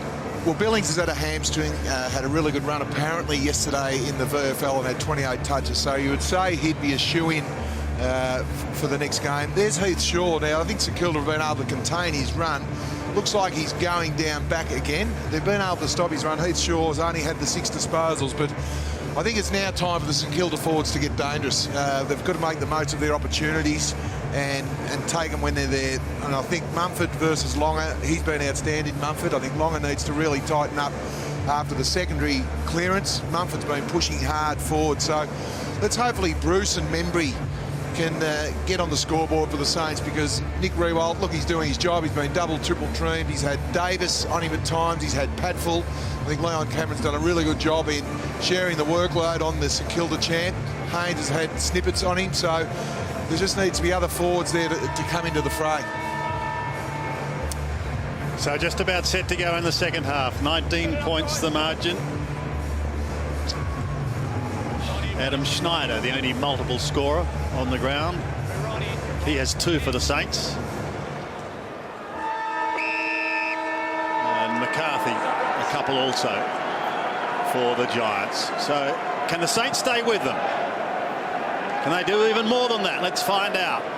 Longer and Mumford go at it again. Treloar in the thick of things, but lost it. Armitage, head down, bum up, cop one. Stephen. He's a real little workhorse, is Jack. Here's Eli Templeton. A fumble, perhaps a costly one. He loses the run of the footy. Bruce tries to soccer off the ground. Loney's lurking. Taken towards the boundary by Dunstan and over in the left forward pocket. Your call was pertinent there, Sandy. Eli Templeton, you just cannot afford to fumble in that area of the ground. You must be clean. A chance for the Saints for an early score in this second half. Riewoldt out of the pack. Oh, that's a free kick. Push it down in front. It should have been a free kick to Joey Montagna, but not to be. I reckon he might have tried to milk one there, Joey Let's Montagna. have a look. Callum Ward, he just knocks the ball away. He knocks the ball away. Not the first time. Good call. Well umpired. Yeah. Here's Armitage, left foot, trying to bend it back. It's coming back. Has he made it? I think he has. We'll have a review here, I reckon.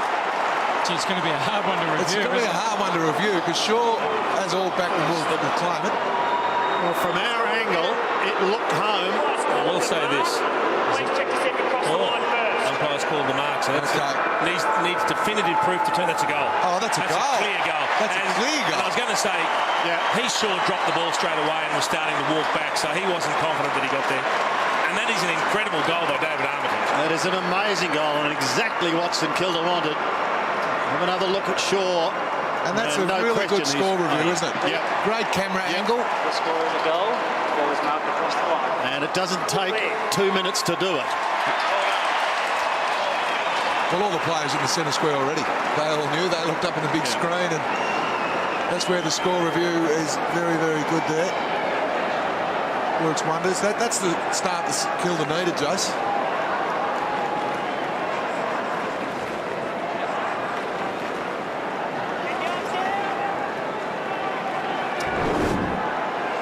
Great goal from David Armitage, that's for sure.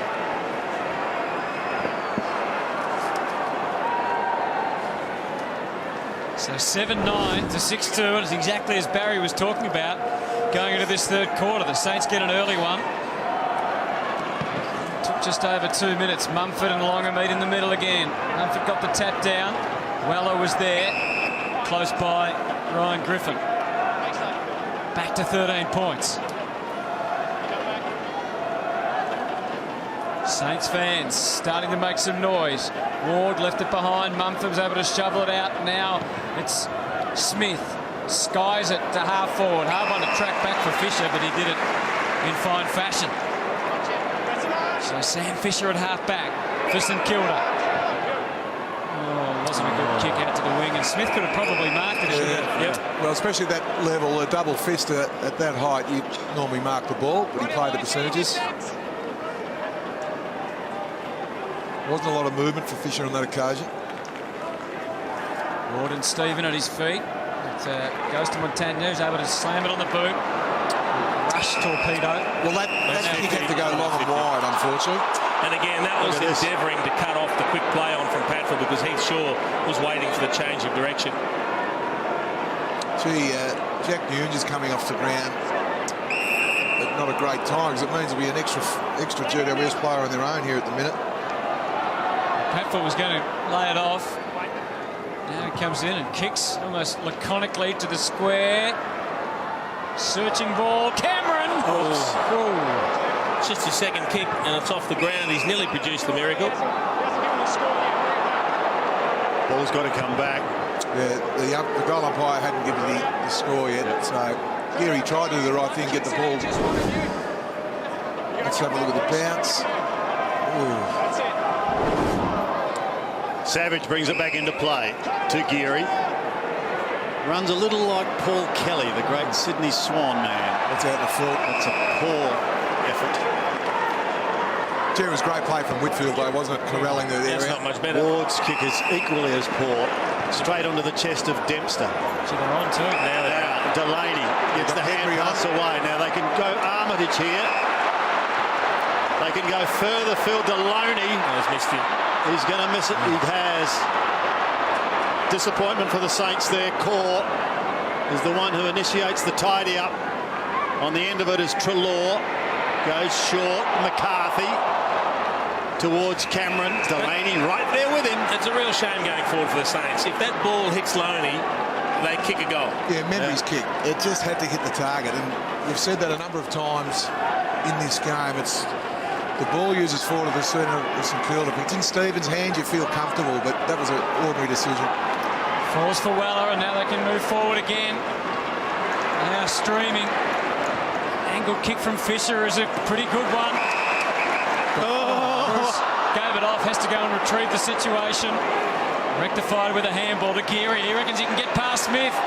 He didn't reckon on that effort. I reckon he got a boot on that. Yeah, I think he did too. He got a boot on that, so he's a little unlucky, but at least they're endeavouring to play on. They're endeavouring to move the ball quickly now. They're not executing. Does he get a little boot on it? He does. Yep. So that should be play on. But you can understand St Kilda's going to make mistakes. They don't have the skill levels of some of the other teams yet, and they're working at it. But they're endeavouring to play quick football. They're endeavouring to move the ball on. Heath Shaw, as they marshal the forces out of defence. Clever kick to Patfull. Yeah, it was good running too from Patfull, and he gets away from Dunstan. He'll look to link up by hand, and now they can go again. Kick. Low ball. It's a hard lead from Cameron. Came in from Palmer. Look, he hasn't had a lot of the ball, Jeremy Cameron, but to be brutally honest, he hasn't been on the lead too often, and none of the kicks have genuinely suited him. That's the first one that's really spotted him up. They've had a lot of runs inside 50, the midfielders, yes. haven't they? Yep. Just jump out 2 metres. So Jeremy Cameron, this is quite a big kick for the Giants, who lead by 18. It's by 14, I should say. And the number 18 for the Giants. Bagged 5 against the Swans in the last NAB Cup game to serve a warning that he looks in ship-shape condition for this season. Powerful kick for a goal, and it's back to 20 points. Magnificent kick, shot at goal. But it started with Heath Shaw, and that's why St Kilda tried to put a lot of heat on him pretty early. When Heath Shaw has the room to run, it was a really good kick for Patfull to Palmer. As we said, Palmer's really improved on his kicking. Great lead from Cameron. What a finish. Off about 3 steps. That's gone about 65 metres. He's quite happy with it too.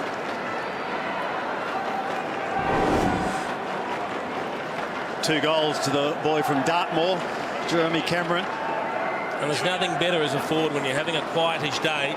You only get a few kicks, you make them all count, you salvage something out of the day. 100% at the moment. 2 kicks, 2 goals. Here's Stephen. Jacks away. It's an underground, ugly-looking kick that wobbles towards Nunes. So he says, give it back to me and I'll make amends. And he kicks up towards the pocket, into the pocket, but it's going to be chopped off by Heath Shaw. Yeah, Shaw loves those high kicks. Nothing the forwards can do on that occasion. Thought about Hampton for a moment, then goes longer, and that's going to be okay. Finding Whitfield. Here's a beautiful kick from Shaw. That's all Nunes could do on that occasion. Griffin wants it, but he's ignored. He elects Ward.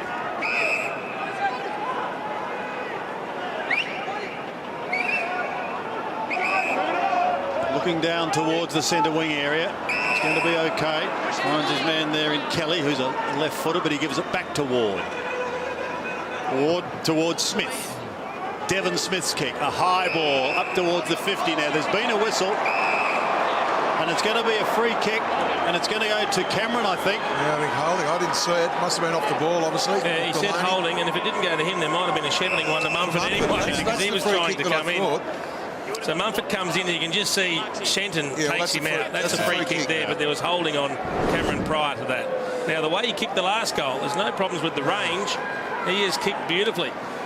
Said the 3 kicks, one was off the ground that hit the post, but the other 2 kicks have been beautiful, straight, long kicks. This for number 3 for the spearhead. It starts right and it stays right. He adds a behind. So the margin out to 21 points. We're going to look down the ground for Savage. Playing a full-on zone now, GWS. Yeah, so look at that view. Pick something out. It's not as easy as it looks kicking out. That's why often the bailout kick is into the pocket, because nothing presents itself. Like Schneider into that back pocket, and he has to keep going down this line. It's got to go to longer. Got Tomlinson to contend with. Nice little nudge from Adam Tomlinson. And a dirty look coming from Billy Longer back to the umpire. High ball. Now, Cameron was out of position that time. He was looking for body just to help him get his bearings. It's strange. He's holding his back as well. Maybe he's copped one in the back, but he actually took his eye off the footy hutto to run back and find his opponent, rather than setting himself to jump and fly at the ball. Mumford up against Bruce this time. Down at Trelaw was desperate to give it off. It ends with Smith. He just couldn't get past cleanly. And the Saints try and hack it out of there, but he's got numbers in the midfield there. Snyder's burned it, and this is Whitfield. Needle in a haystack there. Yeah, that's not where. That's such low percentage. Even if you find the man there, it's nearly an impossible We've kick. had Cameron and McCarthy in the goal square. You kick into a small. And you go to a small position. That's just a bad decision to go there. So what can Fisher do? Bringing this ball back into play. Comes down the line. Memory was at the back, who was forced to spoil, just thumped it down in front. Well done by the Giants. It started with Shield, finished with Treloar. Shield's in the thick of things once again. Out the back towards Armitage. Lightning hand pass to Weller. Now they're away. Down the line towards Ahmed Saad. Saad's got to recover. Hampton's got pace. Hampton is first to it, but it's an errant hand pass. The door may open here for St Kilda. No, it won't. It's going to open for Hampton. He can make amends. He gives it to Shaw. Shepherding sees him clear, but he wobbles it down only as far as Montagna. Gives it back to Stephen. Here's an opportunity now. That's better. So the Saints once again can cut this margin. Courtesy of Stephen, Montagna and Armitage. That last play with Membry, the two St Kilda forwards took off. OK, one running forward, but one had to stay for the drop of the ball when Membry got tackled.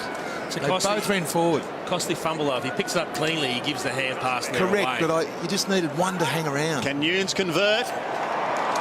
Almost shaves the post, but it's on the wrong side. One behind. They're just hanging around, the Saints. They need to get a couple in a row.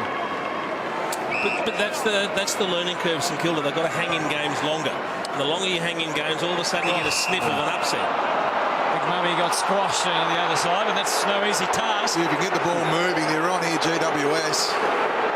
They're queuing up forward. Shield was dynamic early, been a bit quiet for a while. Just delicate little operation over the top. Field waits. He too goes short. Treloar wanted to move it quickly.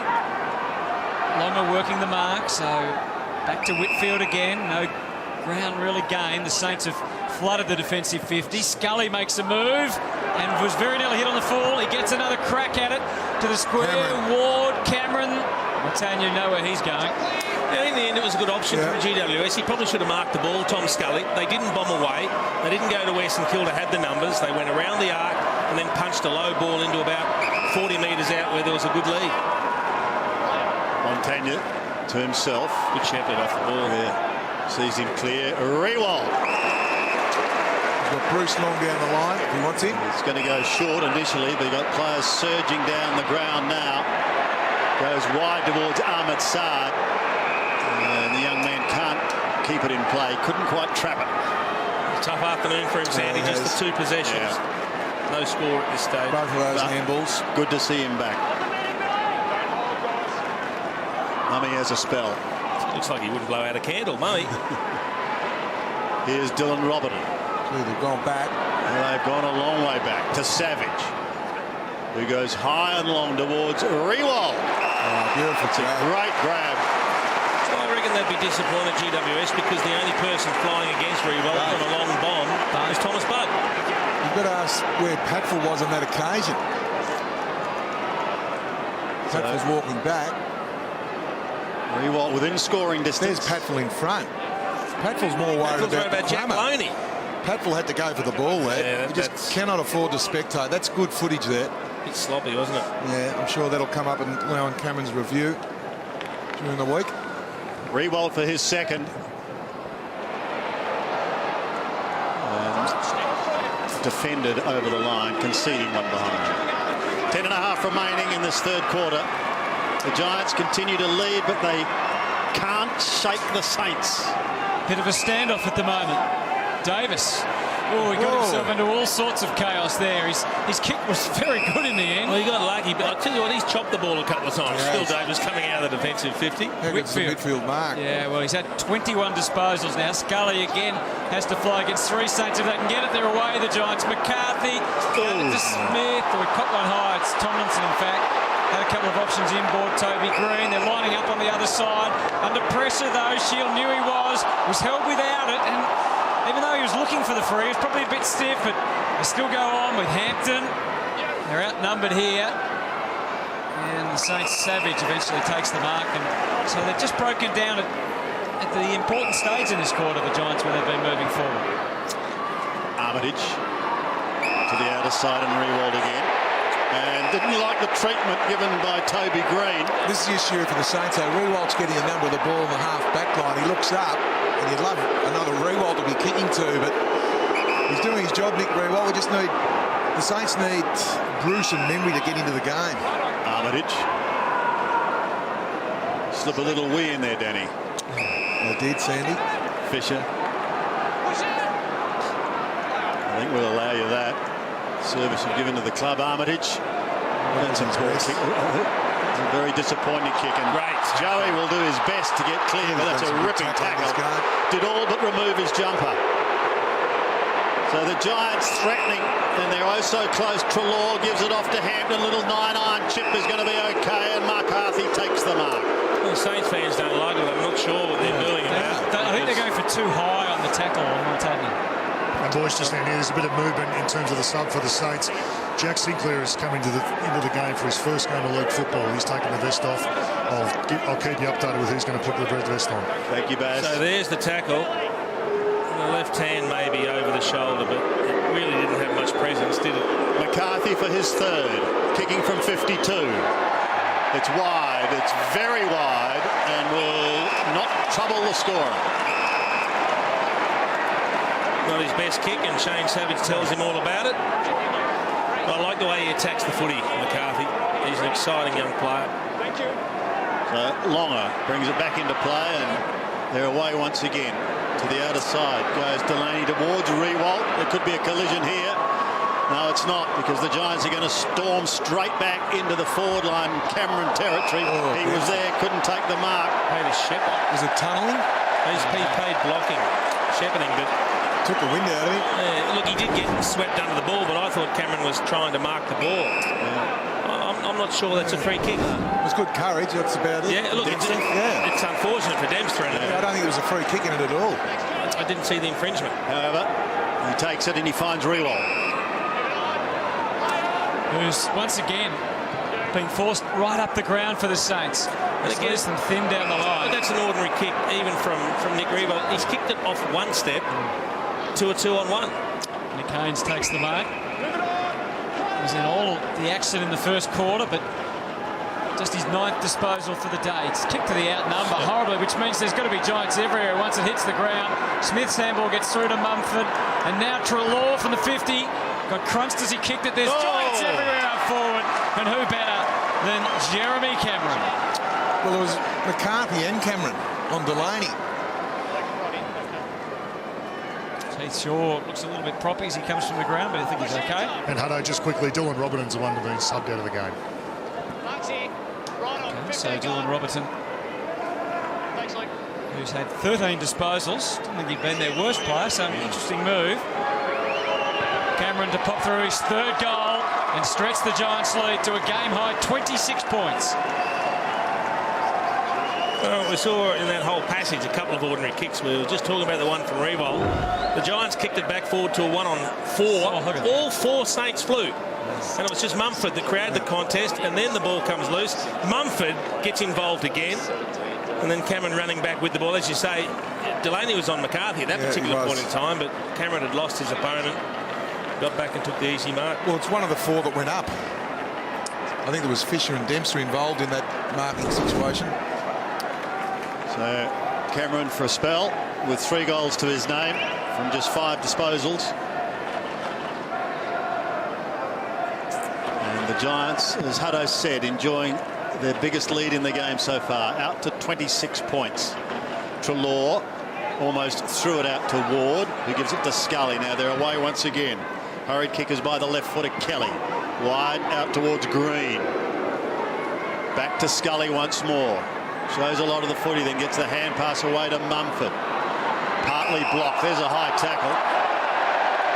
And Schneider, the recipient of the free kick. Ironical cheers coming up from the Saints fans as Geary goes high and long up towards the half-forward line. Player loose there. On that occasion, it was Bruce, and he takes the mark. He needs to go back and have a shot here. Yeah, within scoring distance. Well, it keeps him within 20 points if he kicks it. Now, that was good, a good rebound from the Saints there. Geary playing on quickly, kicking it long forward. To create opportunities for your forwards one-on-one. Bruce lost his man, and in the end, it's almost an uncontested mark. Just the 4 goals to his name last year. Don't jump over there. Nick Haynes told not to jump over the line. That looks good. That looks very good. Well, they will not go away. Josh Bruce gets his first, and it's back to 20 points. Correct word there, Jace. I think the fact that they played on instantly meant that when they got the ball forward through the middle of the ground, as you said, Geary just played on, kept running, and kicked the ball to space.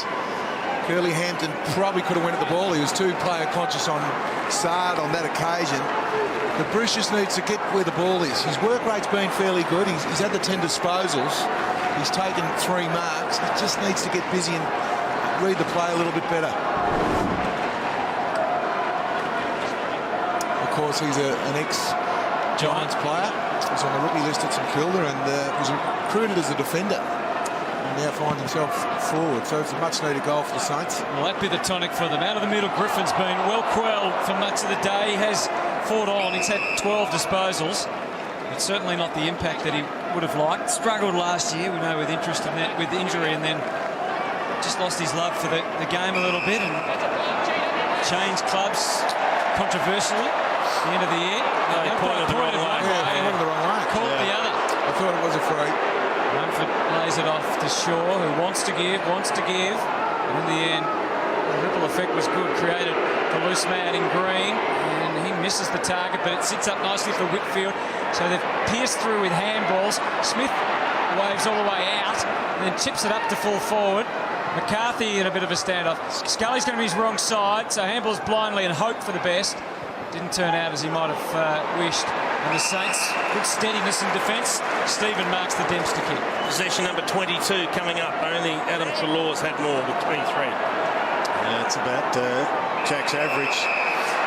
He's worked hard. So a throw in.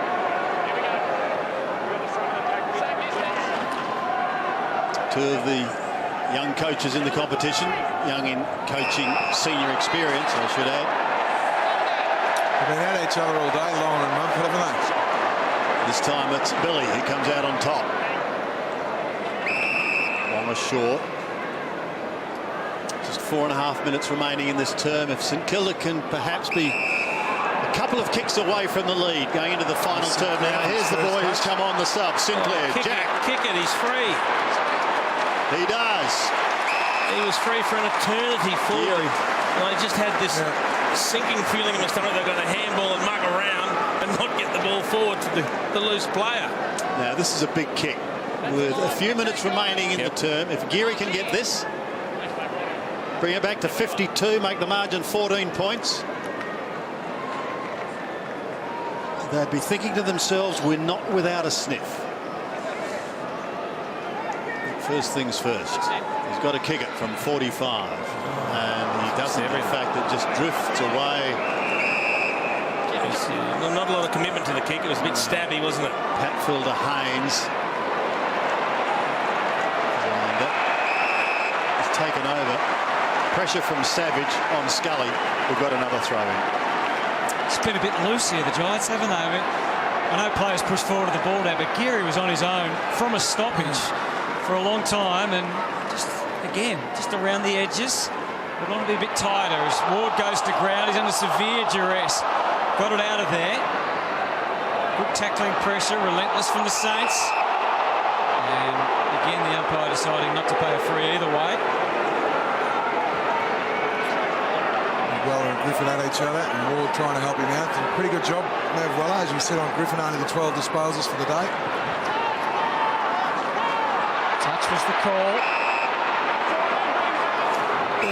There's very little in all the stats, basically across the board, except for inside 50s. Yeah. That's the only one that has a marked difference, which is 45 to 29 in favour of the Giants. All the other numbers, contested possessions, clearances, total disposals, uncontested possessions, all very similar. Interesting. Buck got the free for that. Armitage thought it was his. So Buck goes short.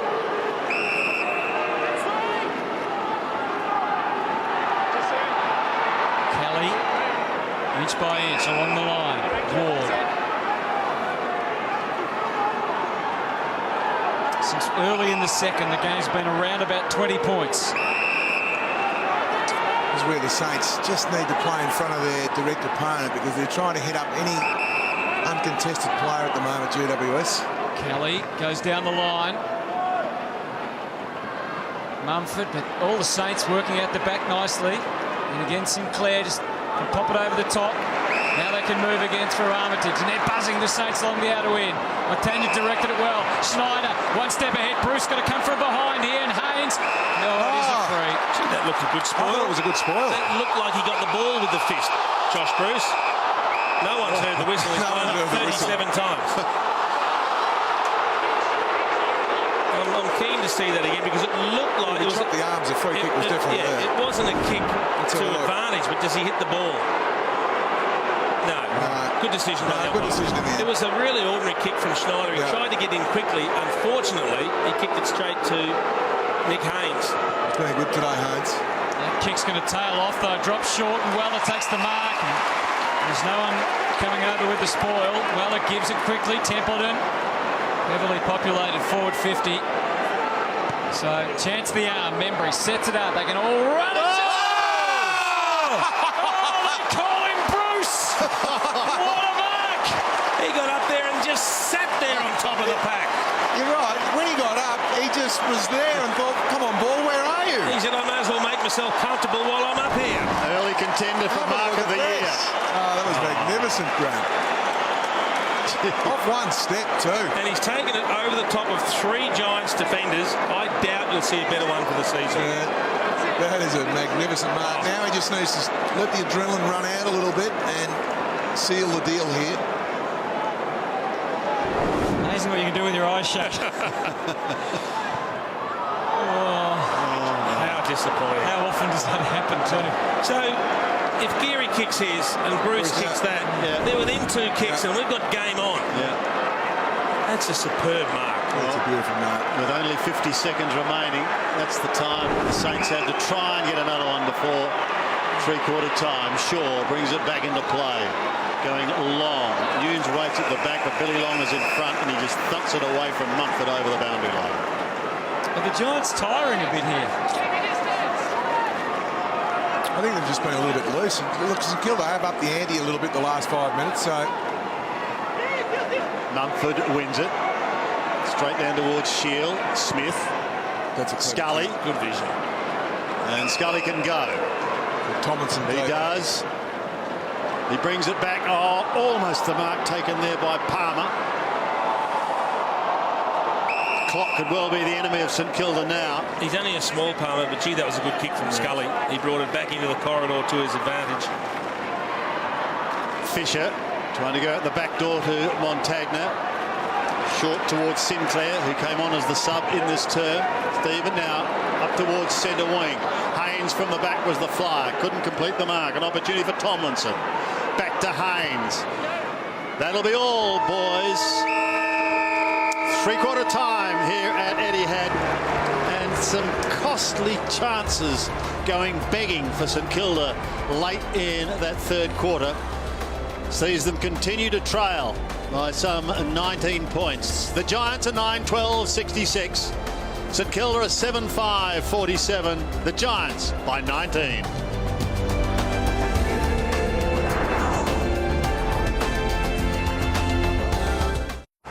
So, chance the arm. Membry sets it up. They can all run it. They call him Bruce. What a mark. He got up there and just sat there on top of the pack. You're right. When he got up, he just was there and thought, come on, ball, where are you? He's in a... Well, that's one of the highlights for St Kilda. Certainly a highlight for the man they call Bruce. Today, an outstanding ride, and he just seemed to sit there, Jason, didn't he? Oh, it's a superb mark. Absolutely brilliant. The only problem was he didn't reward himself by kicking the goal, and they desperately needed it, the Saints. Indeed. If you look at that scoreline, a couple of missed opportunities. If they'd created those, but they haven't. So we're left with 9-12 to 7-5, and still a chance for a big finish for the Saints. There was a suggestion, was it by Hutto, I think, perhaps asked the question, were the Giants getting a little tired late in that term? Your thoughts, Spud?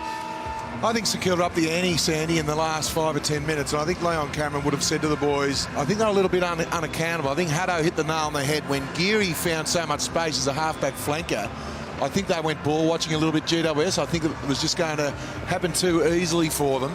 And why they've got this lead, they've played two-way football. So I think he would have been a little bit disappointed with about 10 minutes into that third quarter, GWS. But take nothing away from it at the moment. It's just their extra midfielders. Leon Cameron having plenty to say at three-quarter time to his charges. Let's see what he has to say to Baz. Well, Leon, you're doing a hell of a lot right. All the key indicators that quarter you won again, but the Saints just keep hanging in there. Yeah, disappointing that we're not probably capitalising on the scoreboard. Our, kicking for goals been disappointing, but we knew they'd be hanging in there. Round one games are really hard to win. Jack Stevens looked to be the most dangerous Saints player at that stage. Another 9 disposals in that third quarter. You look a bit more attention to him. Yeah, we're going to body him up at stoppages. He's obviously breaking away far too easy. Toby, Green and Armitage having a great battle. I think our other mids need to take some accountability on Stevens. Good luck. Thanks. Yeah, Jack Stevens, 23 disposals for the game so far, and you can understand quite clearly why the club was very keen to sign him to a long-term contract, which they did. So, what can the Saints produce in this final quarter? Can they close the gap? Can they hang on? Can they even get over the line? Or will the Giants, with the class they have in this combination, draw away? We're about to find out. I think the pertinent line from Leon was round one matches are bloody hard to win. Well, everyone starts with fresh hopes, Andy. Correct. You don't know if you're a good or poor team until you're up and running against the opposition. So 19 points is the deficit for St Kilda. And the challenge to try and build on for the Giants. But it's going to go St Kilda's way first, or is it? And Tanya's kick hunted down. Kelly's got better and better as the game's gone on. Treloar involved again. Bugs searching around looking for mates. So too Treloar back to Ward. They shuffle it around the Giants. Unconvincing. There's a bit of a fight going on behind play. Yes, he's turned it over here. He's turned it over. It'll have to go back to the half-forward flank.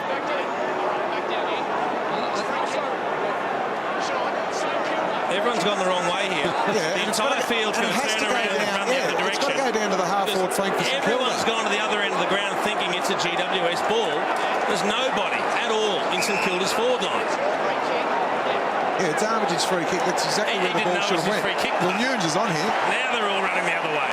Well, Riewoldt. Kick goes to Riewoldt. I think in that situation, the umpire should call time off and give them time to get back. Riewoldt chips it up towards full forward. Oh, Bruce again! Green hammers it out to the wing. And Riewoldt can round it up again. He's got numbers inside. Works it back with Savage. He has to give back to Riewoldt. He had no one to give to. Bereft of options, has to work the left boot. There's some danger, but he's controlled it well enough. Shenton takes the mark. Off half-back. High energy early in this last quarter. Pressure on, crowd can sense it. Well, it was on in the midfield, but he missed the opportunity there, Shenton. Still 19 points. Shenton just chips it up as a strange old kick. Ordinary kick. And Kelly, whichever way you look at it, to take that long to do that is not good enough. Back through the middle with Treloar. Dabs it for Shield. Oh, meticulous kick was needed, and he turns onto the left. Rocks and kicks into the pocket. Cameron will mark it. Well, you can blame Shenton for that. It's as simple as that. He had opportunities to switch the ball, go through the middle of the ground, and then to sky one to an outnumbered situation. Let's just come back with interest. Well, it was like the occasion got the better of him. So that was a free kick to Callum Moore, but then he retaliated with a little drive the head into the turf. A couple of hard nuts, Ward and Armitage. So the Saints missed a few in that third that were crucial. Jeremy Cameron, though, has gone back and shown them how to kick goals. Slots through his fourth. And again, the margin extended to 25. Yeah, well, he's looked better as the game gone on, Jeremy Cameron, but you can't blame him for Delaney for that. The ball just come back with interest. Love the kick from Shield here. He just looks quickly and says, where's the space that he's leading into? Yeah, beautiful kick. It's a really well-weighted kick. Right, the kick went to grass, didn't it, and just allowed Cameron to go flat out. Didn't have to break stride whatsoever, and that's what forwards want, out in front. 25 points the margin. Jeremy Cameron now with 4 goals after a very quiet start to the game. He's turning it into a decent afternoon, isn't it? He is. As we go back into the middle, Mumford wins it to Scully. Tries to just flick it towards Devon Smith. Almost legged. The tackle fell down towards the knees. Savage bounces it down towards the half-forward lines. Cruel bounce for a lot of them. Not for Membry. Membry steadies, shoots and answers with a behind. Well, let's make it a goal. Yeah, that's what they needed. No, they needed it, Sandy. There's no doubting that straight away, because you could just see the body language a little bit lifting for GWS, and St Kilda just, their shoulders just sagging a little bit. It was a really good kick. Well, it wasn't a great kick forward from Savage, but what it did, it was a chaos ball. So it's very hard to read, and Membry got the lucky bounce in the end and kicked truly for his second goal. He turned his opponent, I think it was core inside out. What the Saints need now is back-to-back goals. I know that's an understatement, but they just need to get the ball and maintain some ball inside their forward 50. That's what both sides have been unable to do, really, in this second half. Since early in the second term, they've been basically unable to kick repeat goals. Montagna will give them a chance. Get it into the 50. Away from Pat for Core. Is caught. Yeah, great tackle, Bruce. He's had some good tackles today. Yep. And down the other end as well. What he needs to now is to soak it up and kick the goal. Just take your time. Perfect tackle there. See him pin the arm? That's a terrific tackle. Yeah, I was critical on Aiden Core before because he got turned inside out by Membry, but there's not a lot he can do there. No. He's waiting, he takes the ball up high, and as soon as he brings his arms down, he's tackled. Well, the tackle was Just perfect. a good tackle, needs a good kick now, Bruce. Owes them a goal after missing that one earlier, Josh Bruce. That's a much more secure kick. It's right through the middle for his second, and here they come. Well, that's what they needed, just to get the Saint supporters into play. He had a very good game now, Bruce. I love his tackling work. 3 tackles resulted in 3 kicks. He's kicked 2-2. Membry's kicked a couple. It is a new look St Kilda forward line. We know we've got the champ there, Nick Riewoldt. Really good finish there from Bruce. Atoned for that miss just at the end of the third quarter.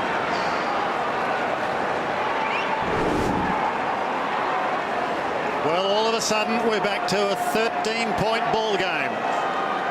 Josh Bruce. Can he become the hero for the Saints? He's done some good work. Mumford now. Shields couldn't take it out of the middle. He gets another crack at it, and this time he does. Treloar steadies towards Kelly. Now they're away. Wide towards Scully. Clever kick. Scully's on the wing. Mumford pushing forward. And that's where he heads. Mumford just drifting inside the 50, takes the mark. He's been doing that most of the day. Longer was trying to get there. Savage was trying to create the sprawl. But he's just too quick out of those clearances. Gee, that's hard running from Mumford. Surprised to see Devon Smith just sneak past there. Like any good goal sneak, he thought, well, I've got a ruckman having a sense shot. He might just give it to me if I drift past. Well, let's see what he can do. Kicked just 4 goals last year. Mumford, 45-degree angle. 46 metres out. Pretty good off the boot.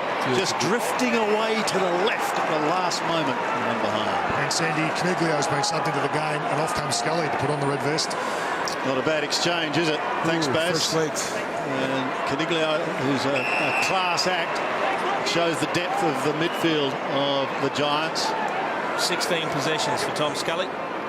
Loney goes short. It's going to be okay. One thing Sinclair can do, Jace, he makes good decisions, and he's a really good kick.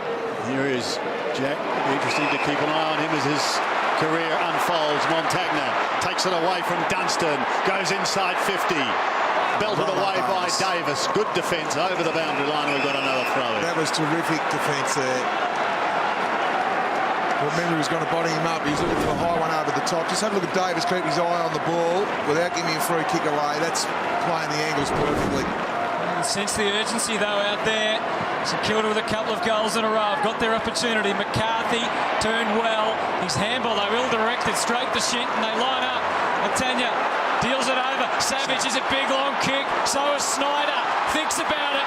Still thinking. Hit the handball in the end. Savage, does he get enough momentum? He has. It's going and it is through. Wow, what a goal. First goal for Savage, a timely one. The Saints back within 8. They've kicked 3 in a row. Well, we know They're on the march, Spud. Well, they are, Hutto. And it's been a brave effort. There's Savage there having a breather. If you're looking to come up, you keep him on after kicking that magnificent goal. It took most of the juice out of his legs, but what a finish. I thought Schneider might have handballed the ball. Here we see Schneider here having a look to get around, gets tackled. Just had the awareness to get to Savage and kick off one step. What a finish. 8 points is now the margin. And the Saints with a real sniff. Well, we might learn a little bit about GWS now. Yeah. Just how much have they matured? We've got an interesting little scenario in front of us. Time not a factor. Mumford wins it. Dunstan rips it out of the middle for the Saints, and he goes high and long. Inside 50, Patfull's the spoiler, poking towards the boundary line. Going to be kept in play by Whitfield. Loses it, however. He does have support. That was in the form of Core. Haynes had such a wonderful first quarter, been a little quiet since then. He's on the bottom of the pack. Saints fans want a free kick. They're not going to get it. Well, it's half a win there for St Kilda. Keeping the ball in their forward half. Mumford again with the right hand. Caniglio, fresh legs. First one way, now he turns back. Goes down the line. Once again, a big pack of players fly. Devon Smith waits down but runs out of room. Throw in, still on the wing. Adam Tomlinson's just gone and positioned himself as the loose in defence. So they've got a big, tall spare behind the footy, the Giants. That'll mean Fisher. Oh, there's a high tackle. It's going to be a St Kilda free Fisher will kick. be free, Jason. He's in the middle of the ground, Sam Fisher, if they can look inboard. So an opportunity now for Jack Loney. If they switch it. Loney, down the line he goes.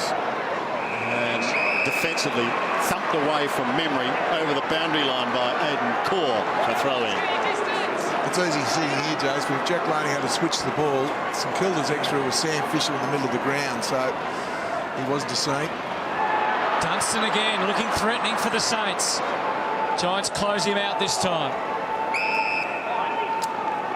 It's going to be a ball up. Treloar with 27 disposals. Whitfield 26 for the Giants. Stephen with 25 and Geary 22 for the Saints. Sard straight back into the thick of it, but can't escape. It hasn't been a good afternoon. It's just the 2 possessions, no score. Again, the hustle and bustle. Mumford poked it out. Green. So often look to just go by hand from the clearance, and now the clearing kick is a good one from Whitfield to Mumford. Again, they work the handball. Here in straight into the teeth of trouble and gone. That's a perfect tackle there, because he thought he'd get through longer, and then all of a sudden Montagna just needs some composure here. He kicks with haste into the pocket. Hampton had it covered, but Dunstan stayed true, stayed on his feet, screwed it back. Oh, Sard might get his moment. Still might Ahmed Sard. Had to dish it off eventually. Bruce or Riewoldt went throwing across the front of the pack. He's hurt too, Riewoldt. He is, he's hurt himself here. Winded himself, I think. Is it his back he's talking about? Yeah, I think he did say back. Yeah.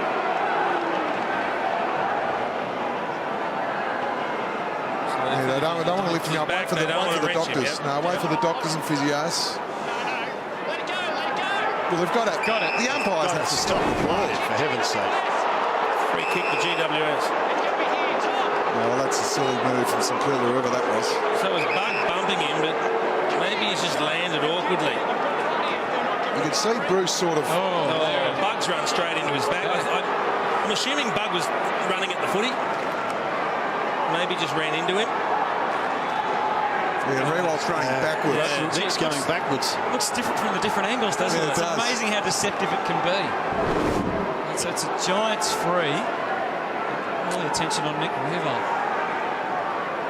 It's as though they're placing a brace on his neck initially.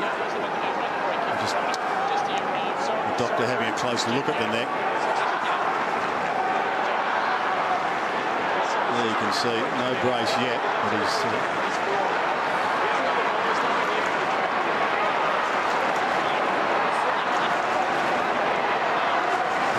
look of concern though on Mick's face. Yeah, there is.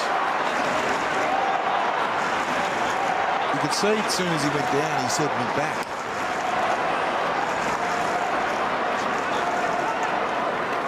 So there could be a considerable hold up here. Oh, no, he's up. Well, that's good.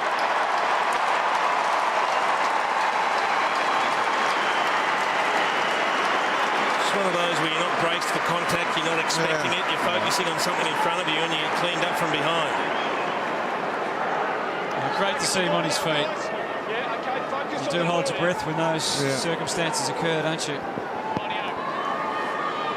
He's going to be assisted from the ground. Because he's not on a stretcher, the play restarts. Which, well, it's crazy because it restricts to where they can kick the ball. Oh, that was silly from Bruce. Now there's been 2 free kicks now. St Kilda have dominated the start of this last quarter. Now they give 2 silly free kicks away. The first one when there was a stoppage, and then Bruce late after he kicked the ball. So now the Giants can take this limited numbers, although most of their players are in the fight. So and the last thing the Giants want to do is get involved in that. Well, that's right. They want to get up and get involved in the play, but now it looks like maybe Thomas Bugsby. Well, he's the one. Yeah, that was just too late for He's Bruce. the one that bumped Riewoldt. Maybe there's a bit of payback from Josh Bruce. Back to live play. Hampton misses everything. Swept through the cracks. Geary, flat-footed, but he was able to get the handball away. Fisher to Shenton. An uncomfortable moment, waiting, floating ball. Jack Stephen, suddenly they're on the attack again. Stephen leading the way magnificently. Membry, they're coming at him from every angle. Jumped hard for the ball. Bug, swamped, little Didn't Lonnie. have it, Did he get it free? No, he doesn't. Bug wasn't caught. Taken away by Ward. Skies it to half-back. Smith comes and thumped over the line and out of bounds. It's game on. It's game on now. Every contest now has got something on the end of it. Yep, under 12 minutes remaining. Time not a factor. It's an 8-point ball game. Longer couldn't take it cleanly. Griffin has been very well held today. Smith gets claimed and he's been pinged. That was harsh. That was he had harsh. no prior opportunity, surely. He's the Loney. Did he have the ball, Loney? Line ball up one, Hutto. There's Fisher. That's a long bomb deep in towards full forward. Davis again with that big fist. Frawley-esque. If we turn back the clock. It's a good percentage defensive score, isn't it? No chances, didn't fly for the mark.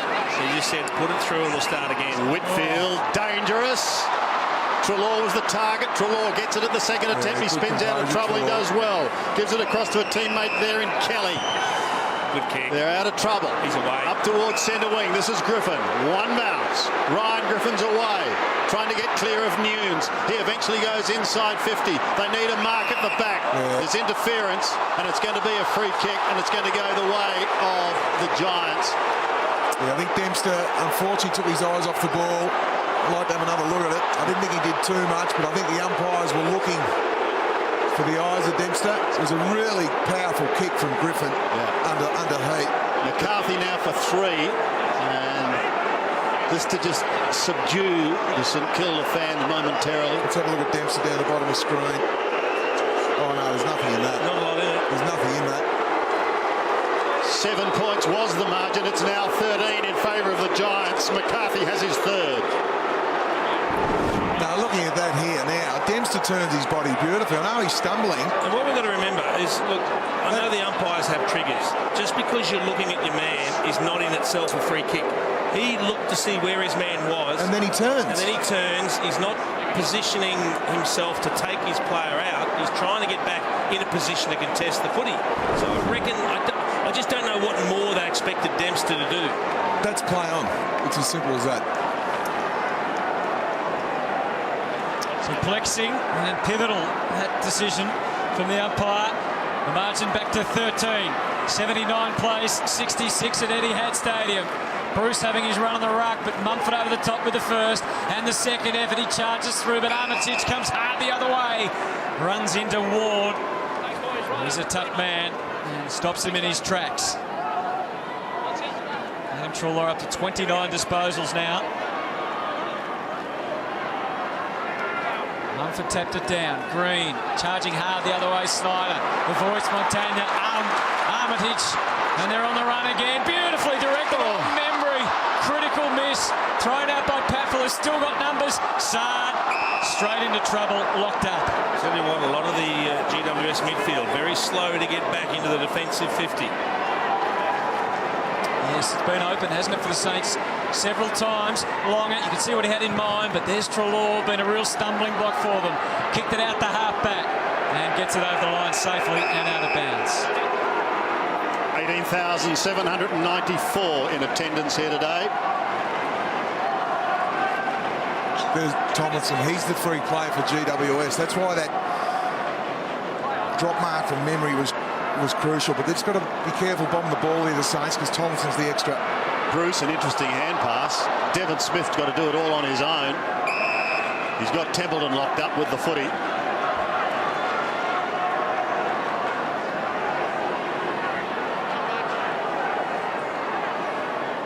So ball up on the outer wing. Mumford again wins it. Haynes had such a dashing first quarter in defence. Montagna, a hurried kick, not a lot of distance, but it's okay. Finishes with Armitage. Spears a pass in towards Sard. He was the target. Had to take it in his hands. Yeah, he tried to take it on the chest. Yeah. If you're going to make a mistake, make it a good one by outstretching your arms there. You're just giving defenders too easy a punch. Very quiet day for Sard, just the 3 disposals. Mumford wins it down, but it was Weller who got a hand to it initially. Stephen was at the bottom of the pack and he had assistance. Now a chance for Loney. Shaw couldn't take it. Montagna lurking. What can Joey do? It's straight up and down. Play on. You can hear the call from the umpire and it's going to be taken over. It is for one behind. Treloar kept it in there, which was an interesting decision. He's cool in a crisis, isn't he? Not 15, so they'll bring it out towards Kelly. Wanted to move it. He does. He did. Away he goes, over the top to Phil Davis. Davis lumbers clear, pops it out in front of Shield. If it sits, he's in business. He's got it now. He's on the 50, has a bounce. He's still going. Shetton gives chase. He snaps in towards goal and goes across the face. No mark taken. It's one behind. It was interesting. Someone needed to stop and lead back into the corridor. Everyone led the goal. He was on a tight angle. There was no percentage. He really didn't have much to go to. Quickly into Sinclair, and the Saints might catch him on the hop here. This is the important ball to be won, and it's won by Loney. Then he left it behind, being harassed, but he turned, got those wheels moving, kicks it to the wing for the Saints. Bruce. They're on the precipice here again, the Saints. In towards the 50, high ball. Sard's there, Montagna's there, so is Shaw. He's been a steadying influence. His defensive work since the first quarter's been outstanding, Heath Shaw. And it tries to get that one over the line and out of bounds. It's 11-14-80 to 10-7-67. Front of 18,000 at Etihad Stadium. Nervous St Kilda fans hoping against hope. Here's Armitage with the run and the shot, which again is the wrong side. It's 2 even goals the difference now. And remember, there's no Nick Riewoldt for the players to kick to when they do go forward. They're so used to seeing him there. It's up to Bruce and Membry now. Those guys have to assume the responsibility. One of them need to stay deep. Shaw to Davis. Davis is tucked in the pocket. Jack Sinclair, the man on the mark. The sub getting a run. Speaking of run, here's Whitfield into the centre. It's a beautiful kick. Does it well. Goes laterally. It's going to be okay. Bug, who's having a spell, just coming back out onto the ground. It's a bad miss. That's a bad miss for Shield, but he tidies up magnificently. Centres the ball beautifully, and that's the way to do it. Well, that's what he was looking for before, when he had to have the shot for goal, but there was no one pulling back into the corridor. Everyone was close to goal, and he had no angle to work with. This time, a little bit lucky because the bug kick wasn't great, but Dylan Shields got very, very good evasive skills. Palmer has kicked one. But if he can sink this, it could go some way to sinking the Saints. Yeah, we did say he's improved his kicking. This is a good place to test it under pressure, and you really need one. 35 out. Left foot on its way. It's a good hit. Ooh. think last time we mentioned that, Jason, you said you've just mozzed him. You didn't on that occasion. That's a strange kick out. And it's going to go back from whence it came. Very strange because Thomas Bugg. Yeah. It's okay to go long down the middle if you're set up for it, but there weren't any players. 50th game for Bugg today. As we said earlier, on his birthday. So he'd love the 4 premiership points. Still a way to go yet. Smith, Shield lurking, Fisher there for the Saints. And at the bottom is Reece Palmer. Mumford, Shield, been a prominent player today. He's all class. All class. What a goal. Just threaded the needle, didn't he? A little shimmy through traffic and then onto the opposite foot. Not many left footers are that confident on their right foot, Spud, but I just love the way he negotiates traffic. A little shimmy, gives himself the angle and then finishes. That's clever. Great tap from Mumford. It's a beautiful bit of ruck work. Great finish. Terrific goal.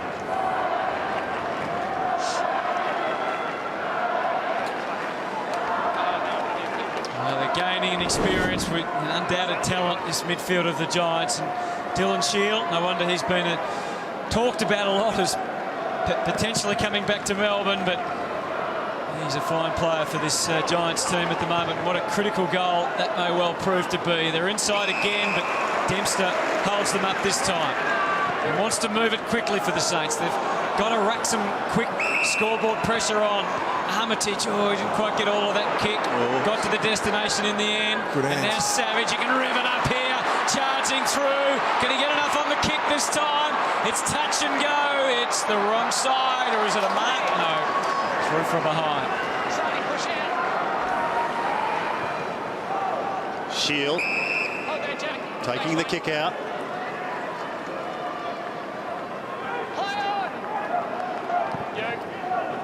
Comes down the line. Work for Devon Smith here. Forced to defend in the end. Smith now with the hand pass to Caniglio. Goes back once again to Bugg. Bugg goes short. That's okay. Finds his teammate there in Tomlinson. He goes laterally to Haynes. Haynes is on half back. Time starting to become an enemy as far as St Kilda is concerned. Under 5 minutes remaining in the half, but maybe Armitage can do something here. Takes it and goes bang with a bomb up towards half forward. Only to see Shaw cut it off. To Shield. Look, it wasn't a great kick to Ahmed Saad, but had to put the ball out in front on that occasion. Shield finds Patfull. Shield's had 27 disposals. Third to Whitfield and Treloar for the Giants. Shenton used the body and used it well. Off to Fisher. Fisher goes short. And mark and/or free kick being paid there to Schneider. Schneider goes wide to Savage. A lovely kick of the ball. Need a gem here. Not too bad. What? Not too bad. What? Savage keeps the Saints alive. Well, that's what you call a modern-day quarterback. We know over in America they pass the ball, but he was just waiting outside the realms there. It was a really good handball. He's looking to see if he can come off. Yeah, but he just sprinted off half-back early, so he's low on fuel. But have a look at the kick. He took himself right to the flank too. He just wanted to settle, get within 55 and bomb away, but that's a great finish. Clever play from Schneider.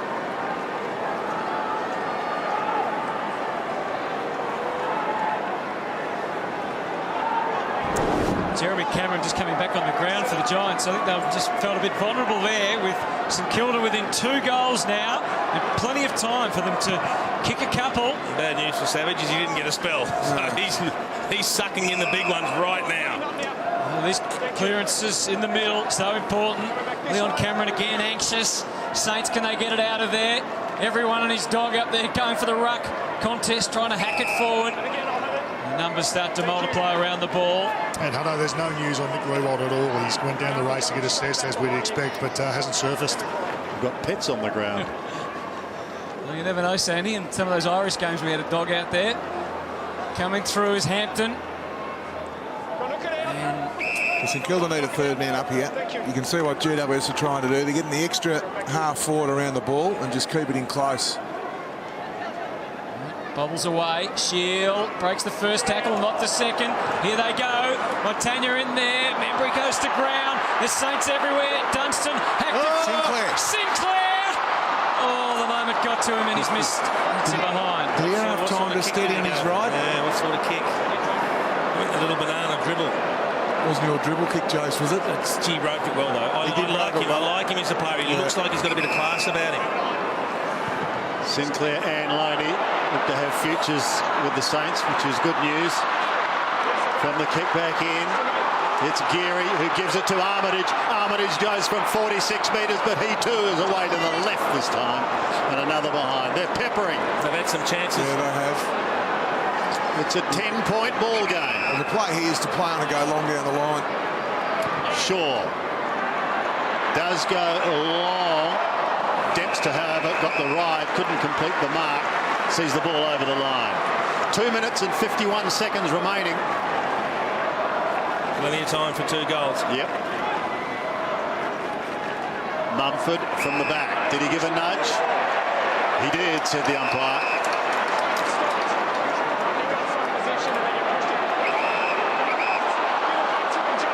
Well, St Kilda need to walk away because all can happen now is GWS can get the ball. He's lucky he didn't get that taken off him. Yes. Very lucky. Oh, that wasn't his best either. Patful. Had to go long to the square to line up. So Patful defends. From the back pocket he goes long down the line. Big pack of players. This time it's Dempster who's the fly. It's not a bad grab either over the pack. So Dempster towards the 50 once more. And the man in front's got to be paid the mark. Had to be man in front. Yeah. Yep. Yeah, good steady mark from Patful. In opposition to Membry. Just the experience of Patful and Davis in this last quarter. They've had some telling plays in this last quarter, the 2 defenders. Tired-looking kick, but it's effective, and that's the main thing. Griffin was at the back. You just saw the experience then. He was about to hand pass. You thought, no, let's chew up the clock. Yeah. Let's hang on to it as long as we can. And that's what he's doing. It's down to 1:45. Up towards the half-forward line. McCarthy was there, couldn't complete the mark. Saints are running out of time here. Oh, here's the youngster once again in Sinclair. They got to go. He's away. Sard short to Longer. Longer's on 50. There's Savage. No, he's missed him. He's got to go quickly. Longer gives it away. Here's the kick from Montagna. Montagna's wobbly old punt kick goes down towards full forward. And it's hammered defensively over the line. One behind. Just over a minute remaining. And it's a 9-point ball game. Still a possibility for the Saints, especially with kicks like that, which gave them a look. Haynes takes the mark. He'll no doubt be conservative here. Either get a little short kick in or just go down the line to numbers and height. Tomlinson is in his sights with the kick, but Longer's taller, and he drags the grab down. He can't waste any time. He gets it off. Savage was too hasty, and now it's holding the ball. Well, Savage shouldn't have called it because Palmer was too close. I could see what they were trying to do on that occasion, but there's times to handball and there's times to say, no, hold it up. Palmer's looking for a pass backwards, but it's just as good, if not better. He might as well go backwards here. Yeah, exactly. They're not going to man up. Yeah. Keep possession. He can go backwards again, Palmer. He's mad if he doesn't. He goes back to Haynes. Chewing all the time off the clock. Yeah. One more clean possession. That'll just about do it. Finds Shaw. You show it to him then? Just took the mark and held it out there. Just eating up every possible last millisecond. He drives down the line. Dempster rips down another grab. The Saints have fallen short, and the Giants have beaten St Kilda for the first time in their short history. You'd have to say it was a reasonably unconvincing win in the end, but it doesn't matter. It's worth 4 points. They're on the board in season 2015 in a real struggle at Etihad Stadium. No, it was a good contest, Hutto. There's no doubting that. Well done to GWS. I think the extra midfielders in the end through Trelaw, Whitfield, Shield, Ward, Green, Bug, Kelly, Scully. You know, they sub him off, then bring Cornelio on. So, well done to GWS. I think the Saints were fairly brave in defeat. They never gave up the ghost whatsoever. There was a few missed opportunities in that third quarter, but you could say the same for the GWS. They kicked 15 behinds also. So, first time they've beaten the Saints, and well done. As we said, round one games, Jace, are very hard to win. They are, and what I liked about St Kilda is, you know, at no stage did you really believe they were going to win the game. But what they did was they stuck in the contest long enough. And then lo and behold, with 10 minutes to go, they got the feeling, hey, this game's still there to be won. They were only a couple of kicks out of it. Cameron kicked 4 goals. McCarthy booted 3. We might head down to the ground now because Baz has got one of the great possession getters on the ground today in Treloar. Baz? Yeah, thanks, Sandy, with Adam Treloar, and what a fantastic effort from you, but more importantly, the team. To get a round one victory is pretty important. Mate, absolutely. We knew they were going to come out firing, especially for, obviously, Riewoldt. Round one clash, you can't get any better than that. We knew they were going to come, which they did in the third and fourth quarter, but to our boys' credit, we held strong, and our defence was terrific today, and yeah, I'm just so stoked we got 4 points. All the indicators you dominated in most of the game, but just taking the opportunities weren't there, and that's what kept them in the game in the end. Yeah, absolutely. Like you said, I think, yeah, we really butchered the ball a bit. We turned the ball over a bit. We missed goals, but that's footy. As long as we come away with 4 points. You must be pretty relieved that Ryan Griffin's along beside you, and he's getting a little bit of attention now because it lets you off the chain a little bit. Mate, you're spot on. I'm very lucky. But Griffin's been fantastic for us, as well as Joel Paffel. Paffel was super today, and it's just great having them around. It was a great effort. Go and enjoy it. Beauty, thanks, mate. Yeah, I think he should go and buy Ryan Griffin a coffee during the week, because he was the guy that was copping a lot of the heat later in the season, and as I said, he was probably the best player on the ground. Jace for mine, he was everywhere. Just finished full of running. He's had the 7 clearances, 5 of those centre clearances, 5 tackles, 32 disposals, 5 inside 50s. And a goal. And 1 goal won. So just two-way football from a young player like that. That gives the GWS supporters plenty to talk about. Let's head back down on the ground. Baz, who have you got? The big mummy. Yeah, here with the big mummy, and a great effort in the end, but pretty impressive effort from yourself. It was like an old-fashioned ruck duel. You just keep grinding away. Yeah, he's a tough opponent. Always knew it was going to be tough against him, but hope I got the better of him. I don't know what the stats were in the end there, but yeah, obviously to get the year off with a win like this, to really just grind it out, it's exactly what we wanted. We was concerned internally because you weren't taking opportunities for most of the day, and they just kept hanging in, the Saints. I guess, yeah, we were a little bit worried there when they kept coming at us, but to the boys' credit, we dug in and we hung on and yeah, take the 4 points home. It's always good. You've been around footy a long time. Can you sense this group maturing a little bit? Yeah, definitely. You've only just got to look at them to see the bigger bodies and the stronger guys. Obviously, it's a pretty exciting year for us. Well, good luck and well done. Thanks, mate. He had a very good game, Shane Mumford. 36 hit-outs to 20 on Longer, but it was his play, Jace, outside the centre square that really did hurt St Kilda. He took the sting out of Longer's legs. He ran him everywhere. He ran him forward, he ran him back, and he beat him both ways. Well, I think a number of people may have come here today thinking that the Saints were going to really cop one around the head. They didn't. They would not go away, and in the end, after a gallant attempt to close the gap in the final quarter, they just failed by 9 points. 12-15 the Giants, 11-12 to St Kilda. The Giants home by 9 points in front of over 18,000 here at Etihad.